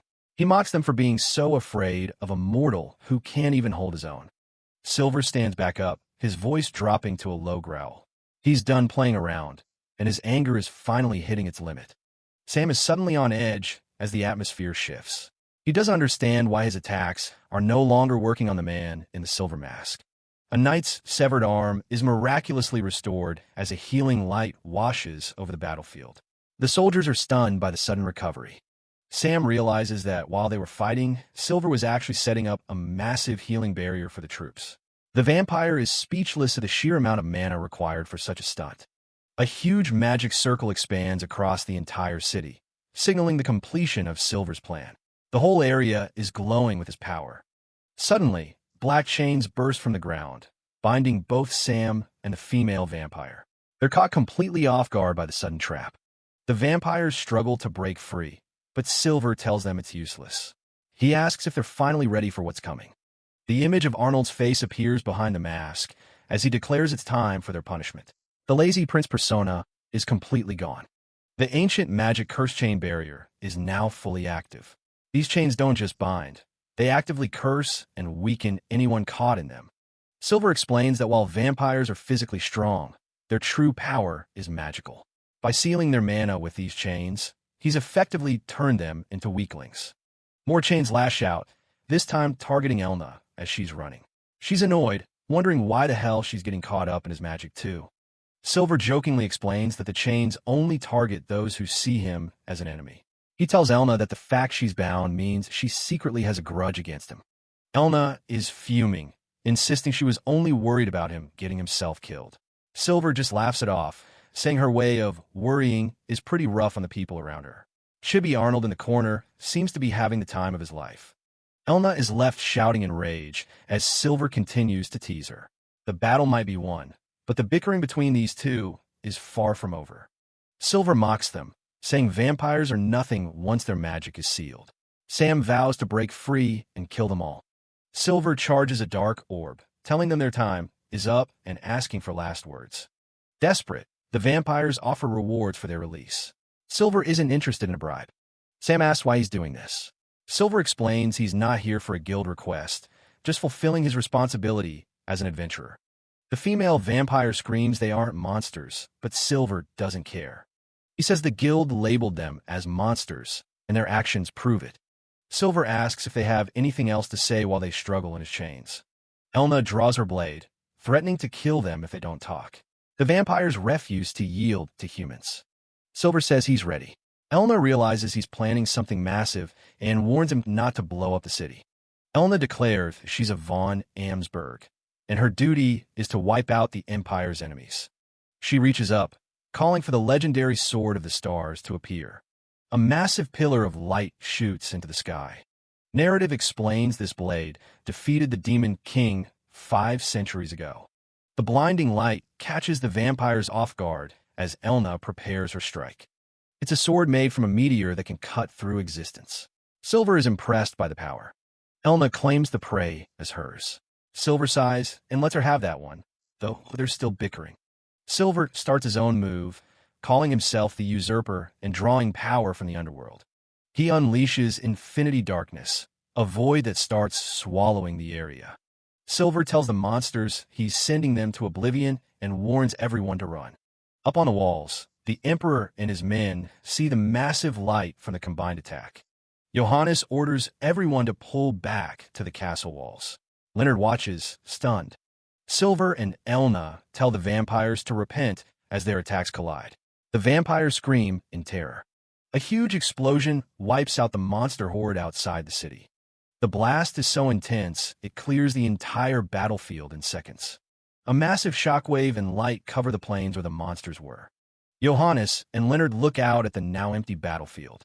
Every monster has been purged. Silver and Elna land as the light fades away. Johannes breathes a sigh of relief. Silver thinks they might have overdone it with that blast. Silver formally takes his leave, asking the Emperor not to blame the guild for his personal choices. Johannes thanks him for the help. As Silver walks off, Elna has a lot to say, but decides to keep it to herself for once. She thanks him for saving Finn, her childhood friend. Silver apologizes for mocking the insipid prince earlier, but adds that the guy must have a hard life with a friend like her. Elna is left shouting in rage as Silver disappears into thin air. At a local inn, the stable hand notices a royal-looking horse. People inside wonder if a member of the royal family is actually staying there. Arnold is back in his room, unmasked and exhausted. Sebastian has tea ready and praises his work. Arnold admits he used way too much mana. Sebastian tells him to rest while he handles the rest. Arnold's eyes are closing. He's totally beat and ready for sleep. Sebastian watches him sleep, noting he was magnificent. 3 days later, a carriage rattles through the streets of Kiel. Arnold is half awake in the carriage. Sebastian says they'll be mocked for being late, but Arnold doesn't mind. They arrive at the manor, and Princess Krista runs out to greet her big brother. Krista hugs Arnold tight, admitting she was terrified while he was away. He's just relieved she's okay. Arnold greets the rest of the household, glad to see everyone survive the crisis. He praises Master Silver for helping out, calling him a good guy, even if nobody knows who he really is. One of the girls isn't convinced, asking what could possibly make that masked man seem like a decent person. Arnold points out that Silver saved the Empire, and getting Princess Krista to agree with him only makes the others more annoyed. A quiet smile from one of the attendants shows she's just happy to have the prince back home. The mood turns cold when Eric appears, demanding to know why Arnold is so late returning. Arnold offers a sarcastic apology, but Eric knows his brother doesn't feel a shred of remorse. Eric scolds him for his attitude, but Arnold maintains his carefree mask, insisting he isn't trying to cause any drama. Eric commends him for sending Elna ahead, but warns him to stay in line. Arnold notes that Eric is already talking like he's the emperor. Eric doubles down, declaring that neither Gordon, Xandra, nor anyone else can stop him from taking the throne. He gives Arnold a final warning not to get cocky, and Arnold casually promises to keep that in mind. Krista is still shaken up by the vision she had earlier. Arnold pats her on the head, telling her she's safe now and nothing bad is going to happen to her. Once Krista and the fluffy Blet head off, Arnold pulls Leonard aside. He's got something important to discuss before they meet with their father. Inside the palace, Emperor Johannes gathers the family for a heavy update. Apparently, Prince Carlos has finally woken up and started talking. It turns out Carlos was working with those vampires all along. He used a magic flute to lure monsters just to look like a hero during the festival. Hearing the news, Prince Eric slams his fist down in a rage. He can't believe how incredibly stupid their brother was to pull a stunt like that. To Eric, it's unforgivable. Carlos didn't just mess with the festival. He put the entire empire in danger just for his own ego. Princess Xandra and Gordon drop to their knees, begging the emperor for mercy. Even if he's a fool, he's still their little brother. Then there's Leonard. Johannes acknowledges his success in the festival and asks for his honest take on the situation. Leonard doesn't hold back, shouting that such an atrocity can't be forgiven. He actually suggests that Carlos should be beheaded for his crimes. The entire room goes silent with shock. Nobody expected the soft-spoken prince to drop a death sentence on his own blood. Even Johannes looks a bit taken aback, asking Leonard if he really remembers that he's talking about his own brother. Leonard doubles down, arguing that Carlos is a traitor before he's a brother. If they spare him, it'll send a terrible message to the people and the soldiers who bled. He insists they need to take his head to reassure the lands that justice is fair for everyone. Behind him, Arnold is hiding a little smirk. This was all part of Arnold's plan.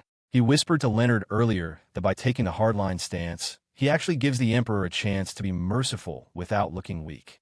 Johannes shoots a suspicious look at Arnold, wondering if he's the one who coached his brother. Arnold just plays it cool, pretending he has no idea what he's talking about. In the end, the emperor decides to respect the other's wishes and spare Carlos's life. Leonard looks genuinely surprised it worked. With that settled, Johannes officially declares Leonard the winner of the festival. Leonard bows deeply as he accepts the honor. Since the other princes were disqualified, Leonard's popularity in the East and his leadership during the crisis made him the obvious choice. Johannes tells Gordon to suck it up and accept the result. Gordon isn't happy about it, but you don't exactly argue with the emperor. Suddenly, Elna von Amsberg steps forward with a request of her own. She wants the emperor to reverse Arnold's disqualification from the hunt. She argues that Arnold breaking his bracelet was a heroic sacrifice to save the city, and it shouldn't be held against him. Johannes turns to Arnold to confirm, and he admits he did on purpose. But the emperor says rules are rules, the disqualification stays. Arnold is secretly relieved, since he'd much rather keep his reputation as the useless prince than actually win something. But Johannes has a different idea.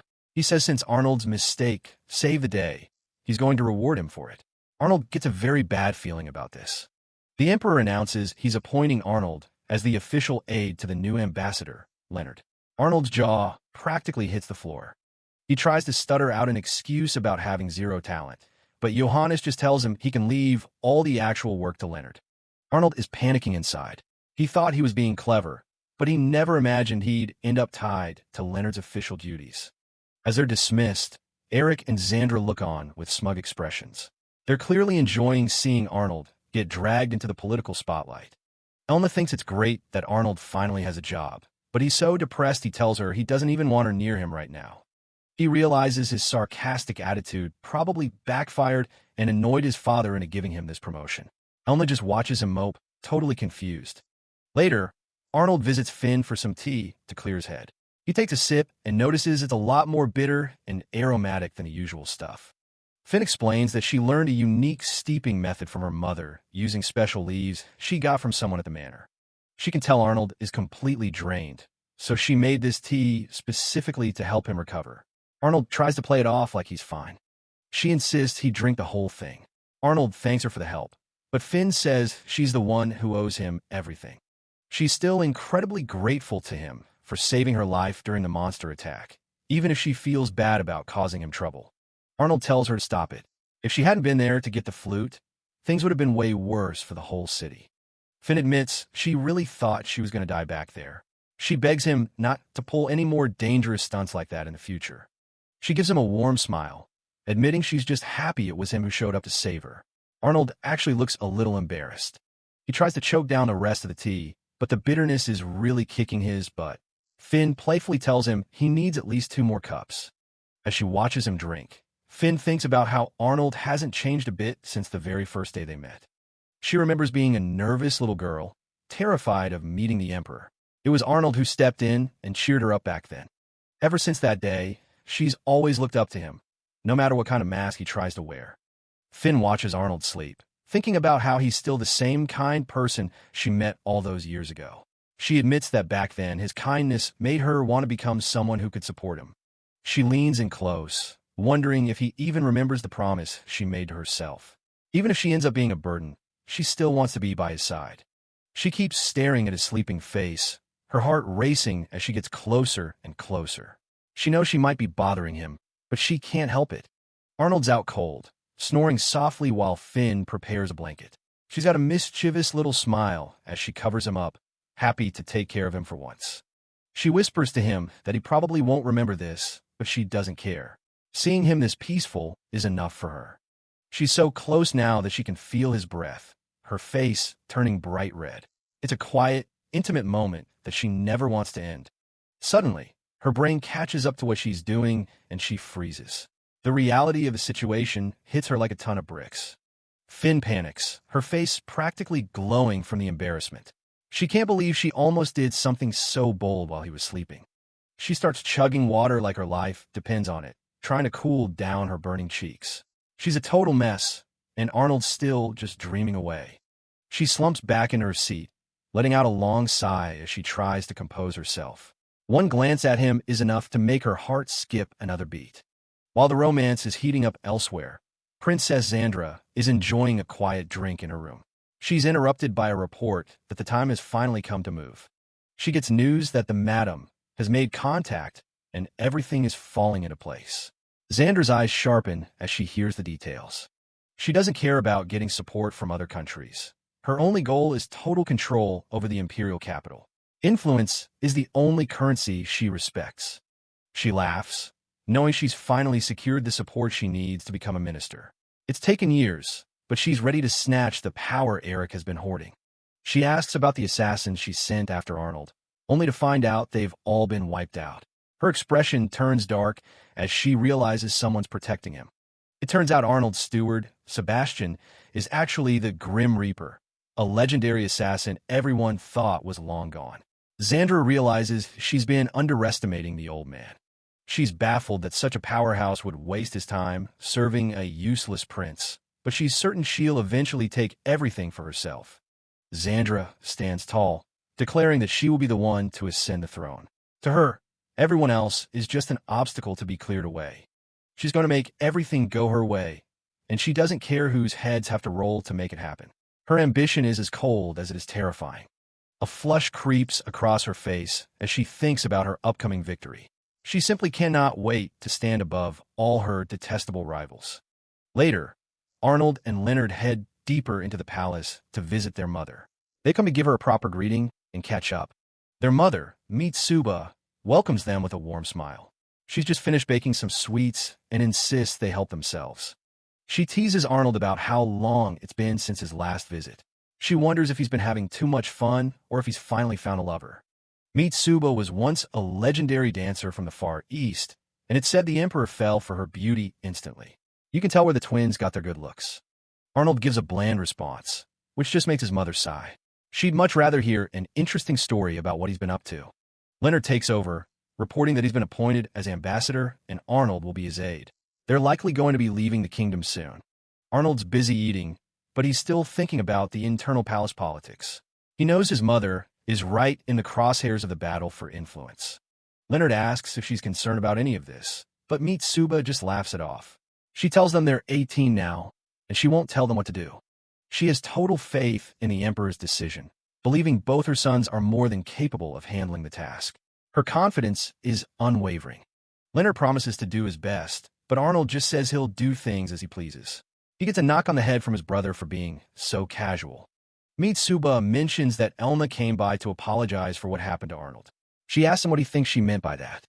Arnold grumbles that Elna's meddling is exactly why he got stuck with this nightmare of a job. His little sister, Krista, just pokes him and calls him a slacker. The room is full of laughter as they tease Arnold. Even his mother seems to be enjoying seeing him squirm a bit. Then Mitsuba drops a bombshell. She asks which one of them is going to take Finn as a consort. The suggestion comes out of nowhere. Arnold spits out his tea in shock, and even Leonard is caught off guard. They try to explain that they don't see Finn in that light at all. Arnold's certain Leonard is the one in the lead, but his brother just looks betrayed by the sudden accusation. The sibling rivalry is real. Krista chimes in, saying that Finn and Arnold actually make a wonderful match. Arnold's face tells you everything you need to know about that ambush. He insists there's nothing going on between them, and she's just a friend. But his mother points out that Finn is still the most beautiful girl in the Empire. Krista thinks her mother is the prettiest, which gets her a big hug. Mitsuba happily agrees, telling her she thinks Krista is the prettiest too. Arnold just smirks at the wholesome scene. It's a rare moment of peace for the family before things get messy again. Leonard tries to get them to stay a bit longer, but Arnold says they've been there long enough and have other plans. He's already headed for the door. Mitsuba tells them to take care of themselves, noting that Arnold always pushes himself too hard. He just gives her a warm smile and says goodbye. Arnold maintains his lazy persona until the very end, claiming he's never pushed himself a day in his life. Mitsuba just smiles knowingly, giving him her blessing to do his best in his own way. As he steps away from the peaceful garden and out of his family's sight, Arnold takes a deep, steadying breath. The carefree mask begins to fall away, replaced by something much sharper.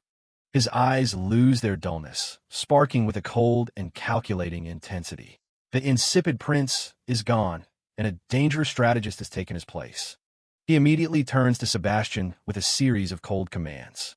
He wants his steward to dig up every bit of leverage they have on the neutral nobles before they leave the Empire.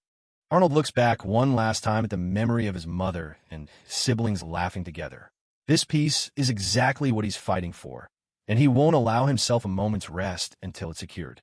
With a determined smirk, Arnold sets off into the shadows of the capital. The real game for the throne has begun, and he's ready to do the dirty work necessary to win. Look at the capital. Everything looks peaceful from up here, but there's a lot of mess happening behind those walls. Arnold pulls up to a minor noble's estate. He's here to do some persuading for the cause. He meets Count Bales, the Vice Minister of Engineering. The guy already looks like he's on edge. Arnold doesn't waste time and brings up some juicy rumors he's been hearing lately. He mentions how the Count's wife has been living like royalty every single night. That's a lot of expensive outings. Bales tries to play it off as a simple hobby, but Arnold points out it's weird how all that money suddenly appeared. He knows the Count has been venting to his friends about how much his wife is blowing through. The frustration is obvious. Then Arnold leans in for the kill. He's heard another rumor that's much more serious. He asks Bales straight up if he's embezzling funds from the Empire to pay for his wife's lifestyle. The Count panics, swearing he's a professional who would never do something so unprofessional. Arnold warns him that if his father, the Emperor, catches wind of this, it's going to be a grave issue. Bales begs for help, but Arnold just points out that his salary shouldn't be able to cover his wife's antics. The guy finally cracks and admits he's broke and buried in debt to every merchant in town. Right on cue, Bettina Bales bursts in, already complaining that her allowance for the month is too small. Bales tells her to leave immediately, but she doesn't care about their important conversation. Arnold introduces himself as the third prince. He's just watching the disaster unfold. She mocks him immediately, calling him the insipid prince, who's a total disappointment to the family. Bales is literally shaking as he tries to order her to leave, but she just stares him down like he's nothing. He finally finds his backbone and yells at her to get out of the room this instant. She leaves in a huff. Arnold just sits there, noting how incredibly abrasive she is. Bales explains he spoiled her because she was pretty, and now she thinks she's a member of the royal family. Arnold doesn't offer much sympathy. He tells the guy it's his own fault for letting her become so arrogant. The problem is Bales can't even get a divorce because the Emperor originally gave the marriage his blessing. Arnold admits he's here because Bales is actually good at his job, and his wife is his only real weakness. He offers a deal: support Leonard's bid for the throne, and they'll handle the divorce and the imperial backlash. He tells the Count to write the letter now. Bettina's tears aren't going to help her after all she's done. Arnold knows Leonard is too soft-hearted, so he needs the Count to officially ask for mediation first. As Bale starts writing, Arnold reflects on the fact that he really needs to pick a better wife for himself. He has a quick vision of Finn and Elna as potential brides and immediately regrets the thought. Yet just thinking about those two as a wife is giving him a massive headache. He finishes looking over the Count's letter. It's so harsh, it almost reads like a curse. Bales is all in now, pledging his wholehearted devotion to both Arnold and Leonard. Arnold takes the letter and tells the guy to wait a few days for the results of their cooperation. He heads back to the carriage, another important piece of the political puzzle falling into place. Bettina watches him leave from the window, still looking as arrogant as ever. She has no idea what's coming. Later, Arnold hands the letter to Leonard and explains the whole situation with a smirk. Everything goes exactly to plan. The Emperor orders the divorce, and Leonard's influence in the court grows. Back in the study, Finn asks if Arnold is really sure that destroying a marriage was the right thing to do. She admits the Count brought it on himself, but as a woman, she finds the whole thing hard to accept. Arnold explains the political reality. Bettina was actually a link to Princess Xandra's side of the family. He keeps writing, explaining that while the bond isn't deep, he's not taking any chances with Xandra's influence. Finn remembers where the siblings' support lies: Prince Eric in civil service, Prince Gordon in the military, and Xandra with the mages. Finn is ecstatic that she correctly identified Prince Gordon as having the weakest support base in the capital, since most of his military backers are stationed at the borders. She thinks it's a piece of cake now, but Arnold reminds her that not every military officer is out in the field. Some are right here in the palace. The correct answer is actually Princess Xandra. Finn is crushed, wondering how the powerful princess could possibly be considered the weakest link. Arnold decides to break it down using a plate of cookies, much to Finn's horror as he snaps one of her favorites in half. He explains that while civil and military officials are tied directly to the capital's infrastructure, mages like Xandra don't have those same deep-rooted connections to the day-to-day operations of the Empire. Because she lacks those local connections, she doesn't have enough voices near the Emperor to whisper her desires into his ear. That's why she's been desperately trying to maneuver her own supporters into ministerial positions to gain a foothold. Using the cookie crumbs, Arnold shows how she'd try to replace a sitting minister with one of her own puppets. Finn finally connects the dots. To get her own person in, Xandra first has to kick the current person out. She realizes that the current Vice Minister of Engineering, Count Bales, is the one being targeted. It turns out Xandra was using Bettina to control her own family and further her own agenda. She even ordered Bettina to start an affair with the current Minister of Engineering to create a scandal. Arnold explains the Emperor likely set up the minister's marriage himself, which makes any infidelity a direct insult to the throne. Xandra's plan was to let the affair go public, ruin the minister's reputation, and then slide her own supporter into the vacant seat. Finn is stunned by the amount of long-term effort Xandra put into this single move. Arnold just laughs, noting that despite years of planning, Xandra completely blew it at the very last step. He's proud of the fact that he snatched her plan away and used it to bring her down instead. Finn is worried about making Xandra an enemy, but Arnold knows they had to act now while the power balance was shifting. He's counting on the other princes, Eric and Gordon, to jump on the chance to chip away at Xandra's influence while she's vulnerable. Most of this vital intel came from Seabass, who Arnold casually reveals is a former high-level assassin known as the Grim Reaper. Finn is baffled that a legendary killer is working as a butler, but Arnold just wants to know if she has any more complaints about helping the Count. Finn still feels a bit bad for Bales, who was basically a puppet for his wife for years. Arnold finishes the final document detailing the minister's affair. He's ready to present it to his father. He knows this is going to turn his secret feud with Xandra into an all-out war for the throne. He leans back, predicting that Gordon and Xandra will go for each other's throats while Eric stays on the sidelines. He pops another piece of cookie into his mouth, satisfied to let them exhaust each other's resources. Back in the throne room, the Emperor is absolutely livid as he reads the report. The Minister of Engineering is on his knees, begging for forgiveness and claiming he was seduced. Johannes isn't buying it. He's disgusted that one of his ministers would lay hands on another man's wife. He asks the guy if he'd try to seduce one of the Emperor's own wives if they tempted him. The silence is deafening. He fires the minister on the spot and orders him to stay confined to his home until his punishment is decided. Then, Johannes calls Count Bales forward. The Count is terrified, taking the blame for failing to watch his wife. But the Emperor surprises everyone by telling Bales he's no longer responsible for Bettina, as the marriage is officially dissolved. Instead of a punishment, Johannes offers him the position of Minister of Engineering, having seen his dedication to his work. Count Bales is overwhelmed with gratitude, swearing on his family name to serve the Empire faithfully. The Imperial Chancellor, Franz Seebeck, watches the scene and notes that the battle for the throne is finally heating up. Franz wonders if installing Bales was the right call, while the Emperor just stares off, indifferent to the strings being pulled in the dark. Johannes reminds the Chancellor that he saw through Franz's own talents years ago, which is how they both ended up where they are. Franz just chuckles, knowing the Emperor would have claimed the throne even without his help. Johannes brings up his eldest son, Wilhelm, who was known as a prince of debauchery before his untimely death. He's convinced that Wilhelm didn't just die of natural causes. He was assassinated. The Emperor laments that Wilhelm was too kind for the throne and lacked someone strong by his side to cover his weaknesses. Johannes notes that while Prince Leonard seems to have gathered influence through sheer charisma, someone must be pulling the strings behind the scenes. He wonders if that someone is Prince Arnold, suspecting that his son is merely feigning ineptitude to hide his true potential. Johannes admits to an emotional motive for testing Arnold, while Franz smirks, eager to see the Dark Horse twin princes prove their worth in the coming struggle. Leonard walks the path of righteousness like his late brother, supported by Arnold from the shadows.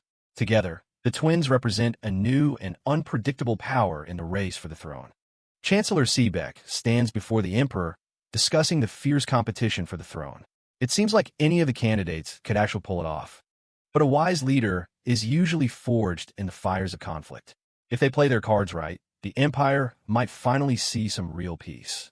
Emperor Johannes looks on, hoping his children won't have to spill too much blood to decide the winner. Meanwhile, Leonard is already feeling the pressure. Reports are coming in that spies are closing in on their potential allies, and they need to move fast. It's not just spies, either. Key military commanders are starting to flip and join Princess Xandra's side. Leonard turns to his brother for help, reminding Arnold that he was the one who suggested rescuing Count Bales in the first place. Arnold just plays it off like he can't do much, even if Leonard asks nicely.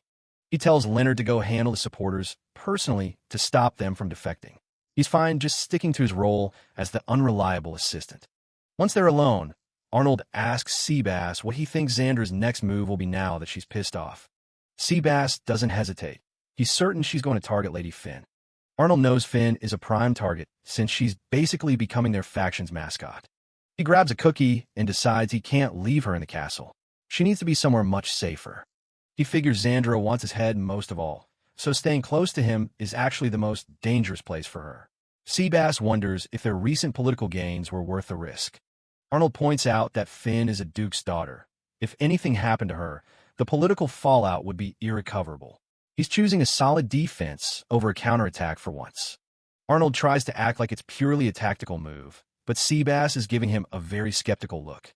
The butler wonders if there's a bit more to his master's concern than just cold politics. Arnold just sighs and prepares to head out. Seabass mentions that Arnold's mother, Mitsuba, would probably be happy to see him actually caring about someone. Seabass suggests Arnold should tell Finn he was worried about her, which immediately gets him a sharp retort. Seabass asks where he's planning to hide her. Arnold says it's a place with the Empire's strongest warrior. a spot Seabass knows all too well. They arrive at the massive residence of Supreme Archduke Amsberg. Arnold is confident that no one will dare come after her here. The guards recognize him and welcome the prince back. That's when Anna von Amsberg, Elna's mother, appears with a warm smile for Arn. It's been a while since they last saw each other, and Anna notes that Arnold has certainly grown up. She mentions her husband is out, then drops a casual bombshell. Elna and Finn are in the middle of a bath and asks if he wants to join them. Arnold politely declines. Anna laughs it off, remembering how they used to bathe together as kids. Arnold hasn't forgotten the time Elna almost drowned him. Apparently, they both used to come home crying, Arnold from the training and Elna from frustration that he wasn't getting any better. Arnold thinks the whole story is absurd. He realizes Anna is basically his natural enemy. She tells him to wait in the guest room at the end of the hall while Seabass helps with the tea. Arnold walks down the hall, stops at a door, and figures this must be the place.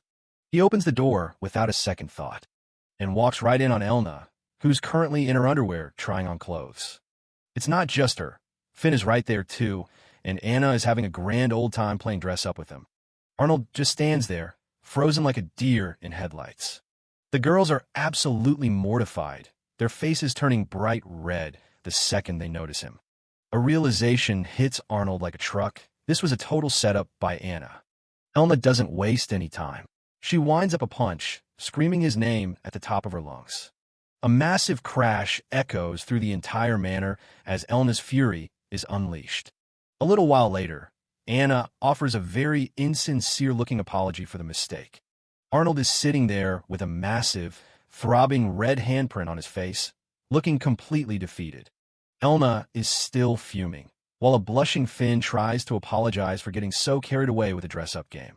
It turns out Finn got a little too excited about trying on different outfits, which is what led to the tragedy. Arnold knows exactly what happened, but there's no winning against Anna. Elna is still yelling, wondering how her mother can just forgive him so easily. Anna just gives a sly smile and suggests that if he takes responsibility by marrying Elna, everything will be perfectly fine. Elna is absolutely losing it, her face turning bright red as she screams at the ridiculous suggestion. Finn is just as shocked, but Anna just keeps on smiling, mentioning that Finn's father probably wouldn't mind either. Elna tries to protest, pointing out that she's a knight, and this is all very improper. Anna eventually shifts gears, noting they'll need to get in touch with Finn's family soon. Finn is still flustered, while Arnold just lets out a long, tired sigh. He makes it very clear that he has zero plans to marry anyone right now. Anna just teases him, asking if he really doesn't plan on taking responsibility for what he saw. "I don't," Arnold replies flatly. Anna just chuckles, calling a real shame. Elna is still steaming and looking away, while Finn tries to hide her blushing face. Finally, Anna decides it's time to get down to business and asks why they're really there. Her expression sharpens. She knows Arnold wouldn't travel all this way just for a prank or a chat. Arnold just gives her a knowing smirk. He knows she's sharp. He officially makes his request. He wants to leave Finn in her care for a while, and he specifically asks that she stays close to Elna. But Anna's response is immediate. She flat out refuses. She points out that the House of Amsberg stays out of the messy power struggle for the throne. It's a neutral ground they don't intend to break. Arnold expected this and plays his trump card. He explains that Finn is a personal favorite of the Emperor. If anything happened to her, it would bring down the Emperor's full wrath, so it's actually in the Archduke's best interest to keep her safe. Anna sees right through him, laughing at how he's trying to frame a favor as a strategic deal. She tells him he's still got a lot to learn about actually appealing to people's emotions. Still, she agrees to take his advice to heart. Arnold thanks her, promising he'll find a way to repay the kindness eventually. As she looks at him, Anna can't help but see the small, crying kid she used to know. But Arnold's gaze is steady. He tells her he can't stay a crybaby forever. Things are moving too fast. With the deal done, Arnold turns to Finn and tells her she'll be staying here for a bit. Finn looks worried, asking if things won't be just as dangerous for him. He reassures her that he'll have everything wrapped up in just a few days. He explains the plan. Xander's faction is about to be under heavy pressure from Gordon's followers, so laying low here is her best bet. Finn wonders if he shouldn't be hiding too. But Arnold knows he can't hide. He needs to stay out in the open to act as a decoy. If he vanishes, Xandra will just redirect all her killers toward Leonard instead.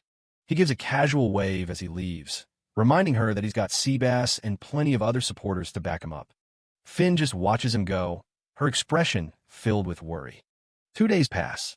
A lone carriage makes its way through a dark, foggy forest in the dead of night. Deep in the shadows of the trees, figures are watching, waiting for the perfect moment to strike. Inside the carriage, Arnold senses the eyes on them. There they are, he mutters, sensing the inevitable ambush. Outside, Seabass is handling the reins. Arnold sighs, thinking about how short-sighted Xandra is. Getting rid of him now would only clear the path for their other rivals, Eric and Gordon. Arnold tells Seabass to keep heading for the castle. Seabass warns him that there are likely troops waiting to pounce, but Arnold isn't worried. He'll deal with that bridge when he gets to it. Seabass starts tightening his gloves, ready for a fight. Without another word, the butler leaps from a moving carriage to intercept the hidden assassins in the woods. Arnold stays inside, thinking about how smug his enemies must feel right now, thinking they've successfully separated him from his best bodyguard. He's already planning how to make them regret it. Suddenly, his eyes sharpen. He knows it's starting.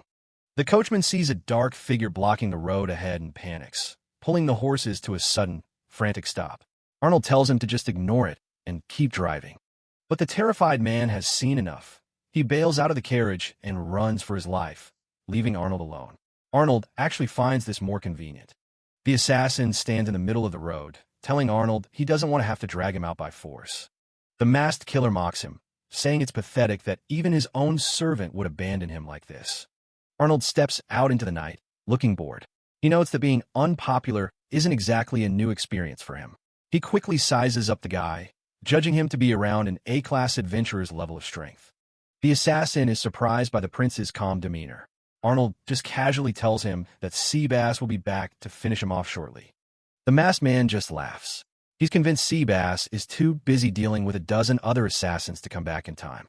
He clenches his fist, and suddenly his clawed hand erupts into a mass of dark, flickering flames. He tells Arnold that while he has orders to assassinate him, he's decided to just knock him out and deliver him to Xandra instead. Arnold scoffs, not at all interested in meeting his torture-obsessed sister. The assassin lunges forward, aiming that flaming claw right at Arnold's chest. Arnold doesn't even flinch as the dark flames close in on him. Suddenly, a loud metallic clang rings out. A mysterious adventurer drops out of nowhere, parrying the lethal strike with a simple dagger. Arnold's eyes widen in genuine surprise as he stares at the unexpected protector who just appeared out of thin air. The assassin recoils, his eyes filled with shock and rage as he demands to know who just dared to interfere with his mission. The mysterious girl casually adjusts the brim of her cap, keeping her gaze steady and unfazed by the killer's presence. She simply identifies herself as a passing adventurer, standing her ground with a cool confidence that even Arnold finds impressive. Arnold looks at the girl who just stepped in. Something about her feels very familiar. It clicks. She's that A-class adventurer he ran into before. The hooded assassin isn't happy about the interference, telling her this isn't her fight. She doesn't seem to care who Arnold is, but she draws her dagger anyway. Standing her ground, she says she just can't stand by and watch someone get murdered. The guy warns her she's making a powerful enemy, but she'd rather have no regrets. He doesn't wait for a second warning and goes for the kill. Arnold realizes if she dodges the attack, he's the one taking the hit. Suddenly, there's a blinding flash from her weapon. In an instant, that little dagger transforms into a solid shield. Arnold's surprised to see such specialized gear in action. She doesn't stop there, shifting the shield into a massive spear. She releases a sound wave, claiming even the strongest monsters would fall asleep to this frequency. The assassin can barely keep it together as Arnold just gives a casual wave. Seabass finally shows up to see what all the noise is about. Arnold officially introduces himself as the 7th Prince of the Empire. The name hits her hard, and she realizes exactly who she just saved. Lynthia immediately drops to one knee and begs the prince to hear her out. They move to a more private spot where she explains she's from a village on the Empire's southern border. Arnold listens as he puts the pieces together. She's a refugee from the border wars. It's one of those countless villages the Empire doesn't even bother to acknowledge. She explains that the women and children in her village are being targeted for abduction. Arnold asks the obvious question, why them specifically? She looks him dead in the eye and tells him it's because of their heterochromia. Having different colored eyes makes them rare and highly prized for their magical potential. Arnold asks why she didn't go to a local lord, but her clenched fist tells the story. No one would help her, so she came looking for the legendary adventurer Silver. Arnold weighs his options. If powerful people are involved, this could get complicated. Seabass chimes in, reminding them that the prince is about to head out on a long mission. She admits they just don't have the money to keep paying for protection. Arnold thinks it over, realizing she's been carrying this whole burden herself. He offers a deal. He'll provide all the support they need once he returns. On top of that, he'll personally cover the cost of the adventurers. She can hardly believe he's actually willing to do that much. She warns him that taking this on might put a target on his back for even more attacks. She slides her weapon back into its sheath. If he's willing to protect her village, she swears she'll protect him in return. Arnold asks if her people will be okay, and she's confident A-class adventurers can handle it. He decides to push her a little just to see where her head is at. He asks her straight up what she'd do if he just decided to break his promise. Without missing a beat, she says she'd take everything she knows to another faction. Arnold's impressed by her calm resolve and asks Seabass for his take on their new ally. Arnold decides to take the deal, but Linfy is still a bit confused about why he feels like he's stuck without any other choices. He knows that if he ignores her, both his brother and their powerful ally, Elna, would probably end up going out of their way to help her anyway. To be honest, this wasn't what Linfia was expecting from the infamous prince. She tells him straight up, most people in the Empire think he's just a lazy, useless guy while his brother got all the talent. But after actually talking to him, she's realizing the rumors couldn't be further from the truth. She starts wondering if she's actually talking to Prince Leonard instead, while Arnold tries to play off his sudden moment of competence. With the deal struck, Arnold reaches out his hand, ready to start their formal agreement. They shake on it, sealing their new partnership. Later, Arnold meets up with Elna von Amsberg, who's surprised he's not busy with his upcoming travel plans. He admits he's just letting Leonard handle all the boring logistics, then asks Elna if she's free to hang out. Elna immediately gets flustered, wondering if he's actually trying to ask her out on a date. She's completely caught off guard by the suggestion. As they walk through the capital, Elna wears a magical beret to hide her identity, though she's still lecturing him about neglecting his duties. She claims she's perfectly fine, but she's clearly still thinking about how misleading he can be. They end up at a spot that brings back some memories for Arnold. It's where he used to get bullied back in the day. Elna reminds him that he was the one picking on the other kids, and she had a hell of a time trying to stop him. She says she just couldn't stand by and let him cause trouble, even if he ended up crying too. She says she only wanted him to learn how to defend himself, but he jokes that he only needed to protect himself from her. Elna's fuming now, annoyed that he's completely ruined the nostalgic mood they were having. Arnold starts wondering how she manages to track him down every single time he tries to sneak out.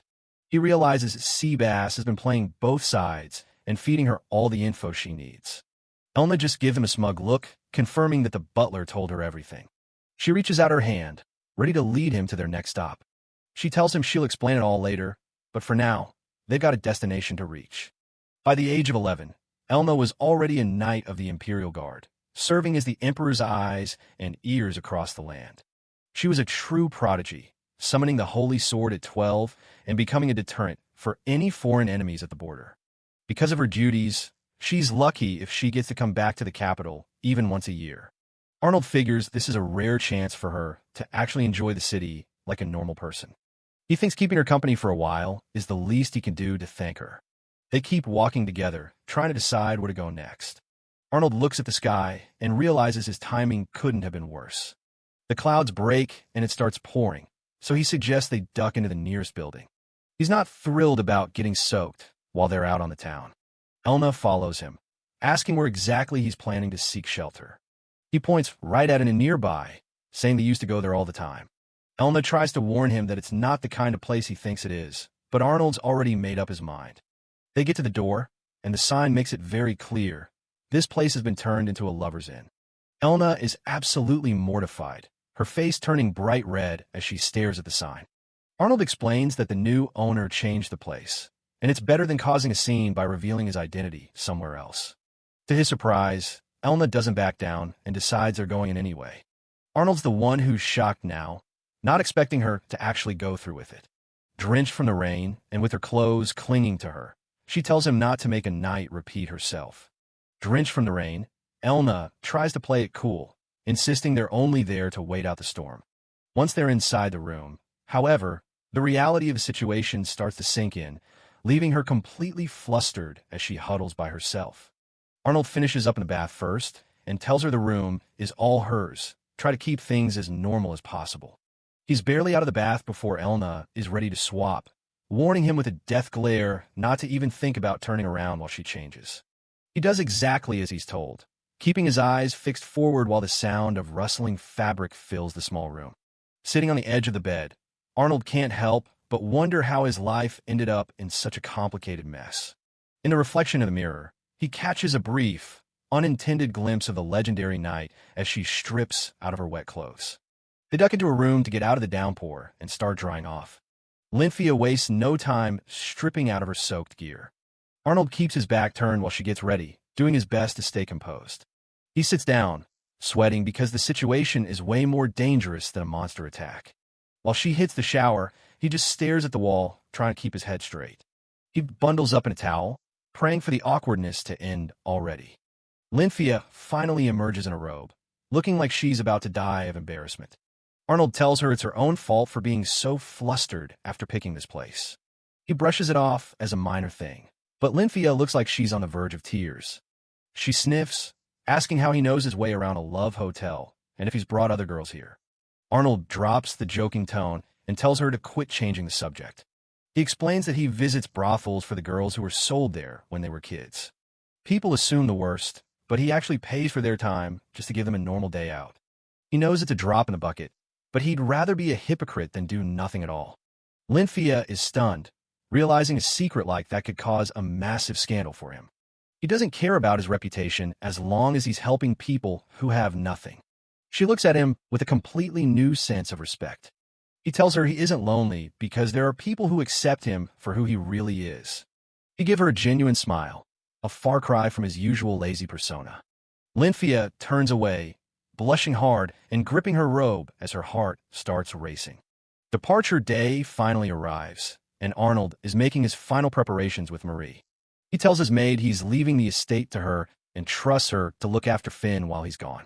Marie looks a bit skeptical, worried that the prince won't be able to handle himself. He laughs it off, reminding her that he'll have his brother Leonard with him. Marie thinks he puts his brother on too high of a pedestal, but Arnold knows the truth. He's certain that if Leonard actually tried, he'd be better at everything than anyone else. He tells her there's no need to worry as long as he has his brother by his side. Marie stops arguing and simply prays that they come back in one piece. With the goodbyes finished, it's time for the delegation to finally move out. The imperial carriages and troops assemble to begin their long journey south. Elna stands ready with the guards, looking as professional and stoic as always. Leonard takes his place at the front, greeting everyone with his signature gentle smile. Arnold finally settles into his seat as they leave the capital behind. The mission takes them across the ocean toward the southern tip of the continent. They're heading into a region that's been a constant battlefield for years. Their destination is the Grand Duchy of Rondine, which means sailing right past some hostile territory. While they're on the move, Arnold keeps himself busy catching up on local reports. He looks up to see Elna looking absolutely green from a severe case of seasickness. From her cabin, she's screaming threats and cursing Arnold for dragging her onto a ship. The legendary knight is face down on her bed, completely defeated by the rocking of the waves. Arnold notes that Holy Sword users rarely leave the Empire, and now the reason is pretty obvious. He laughs at her, calling it karma for the time she teased him for being afraid of the water. Elna is convinced the ship is sinking, but Arnold just jokes about a sea dragon showing up to finish them off. She's already at her limit, weeping and certain she's going to perish at sea. Outside, the Imperial vessel is suddenly approached by a fleet of Albatronian warships. The vice commander of the guard steps in, looking for Prince Leonard to handle the situation. He reports that the local navy is demanding a parley, while Elna is still suffering in the background. Arnold finds it suspicious since they already cleared their travel papers with Albatro weeks ago. Since Leonard is too sick to move, Arnold decides he'll have to be the one to head over. He pulls back the curtain to check on his twin, who is currently losing his battle with motion sickness. Leonard looks like a ghost, barely able to mutter an apology for being so useless. Arnold tells him to get it together, reminding him that he's not supposed to be the weak one here. He messes up his brother's hair, already forming a plan to handle the diplomacy himself. He tells Leonard to just stay put and rest while he goes over and pretends to be him.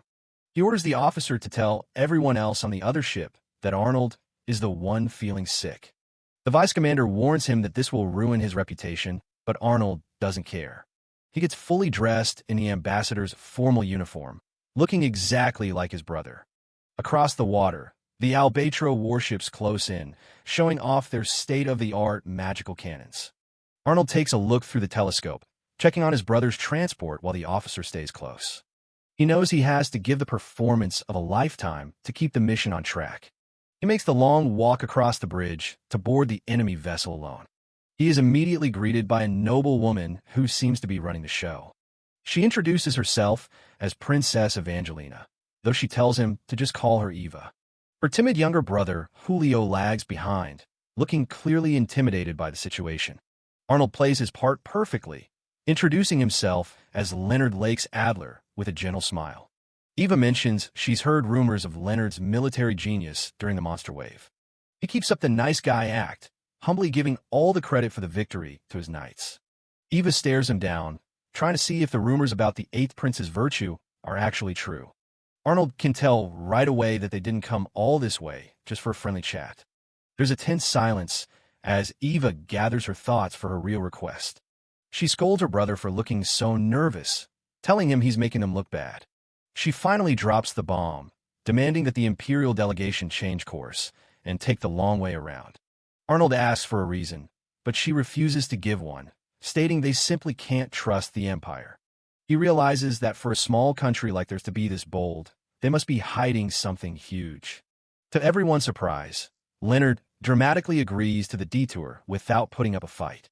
The crew is shocked by the massive delay, but Arnold insists his mind is made up. He asks Eva if she's satisfied, carefully noting her reaction to his overly compliant behavior. She thanks him for being so open-minded and takes her leave with her entourage. With the meeting over, Arnold orders the crew to raise the anchors and start moving again. He tells the officer that if they wanted to fight, they wouldn't have sent the royal siblings to the front lines.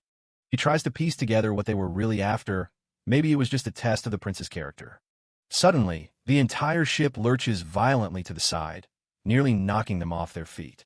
A massive sound echoes through the hull, and the officer draws his sword in a panic.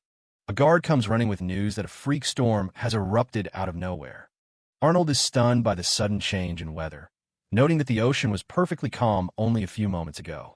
The captain struggles with the wheel, shouting that they're being pulled away from the other ship and could capsize at any second.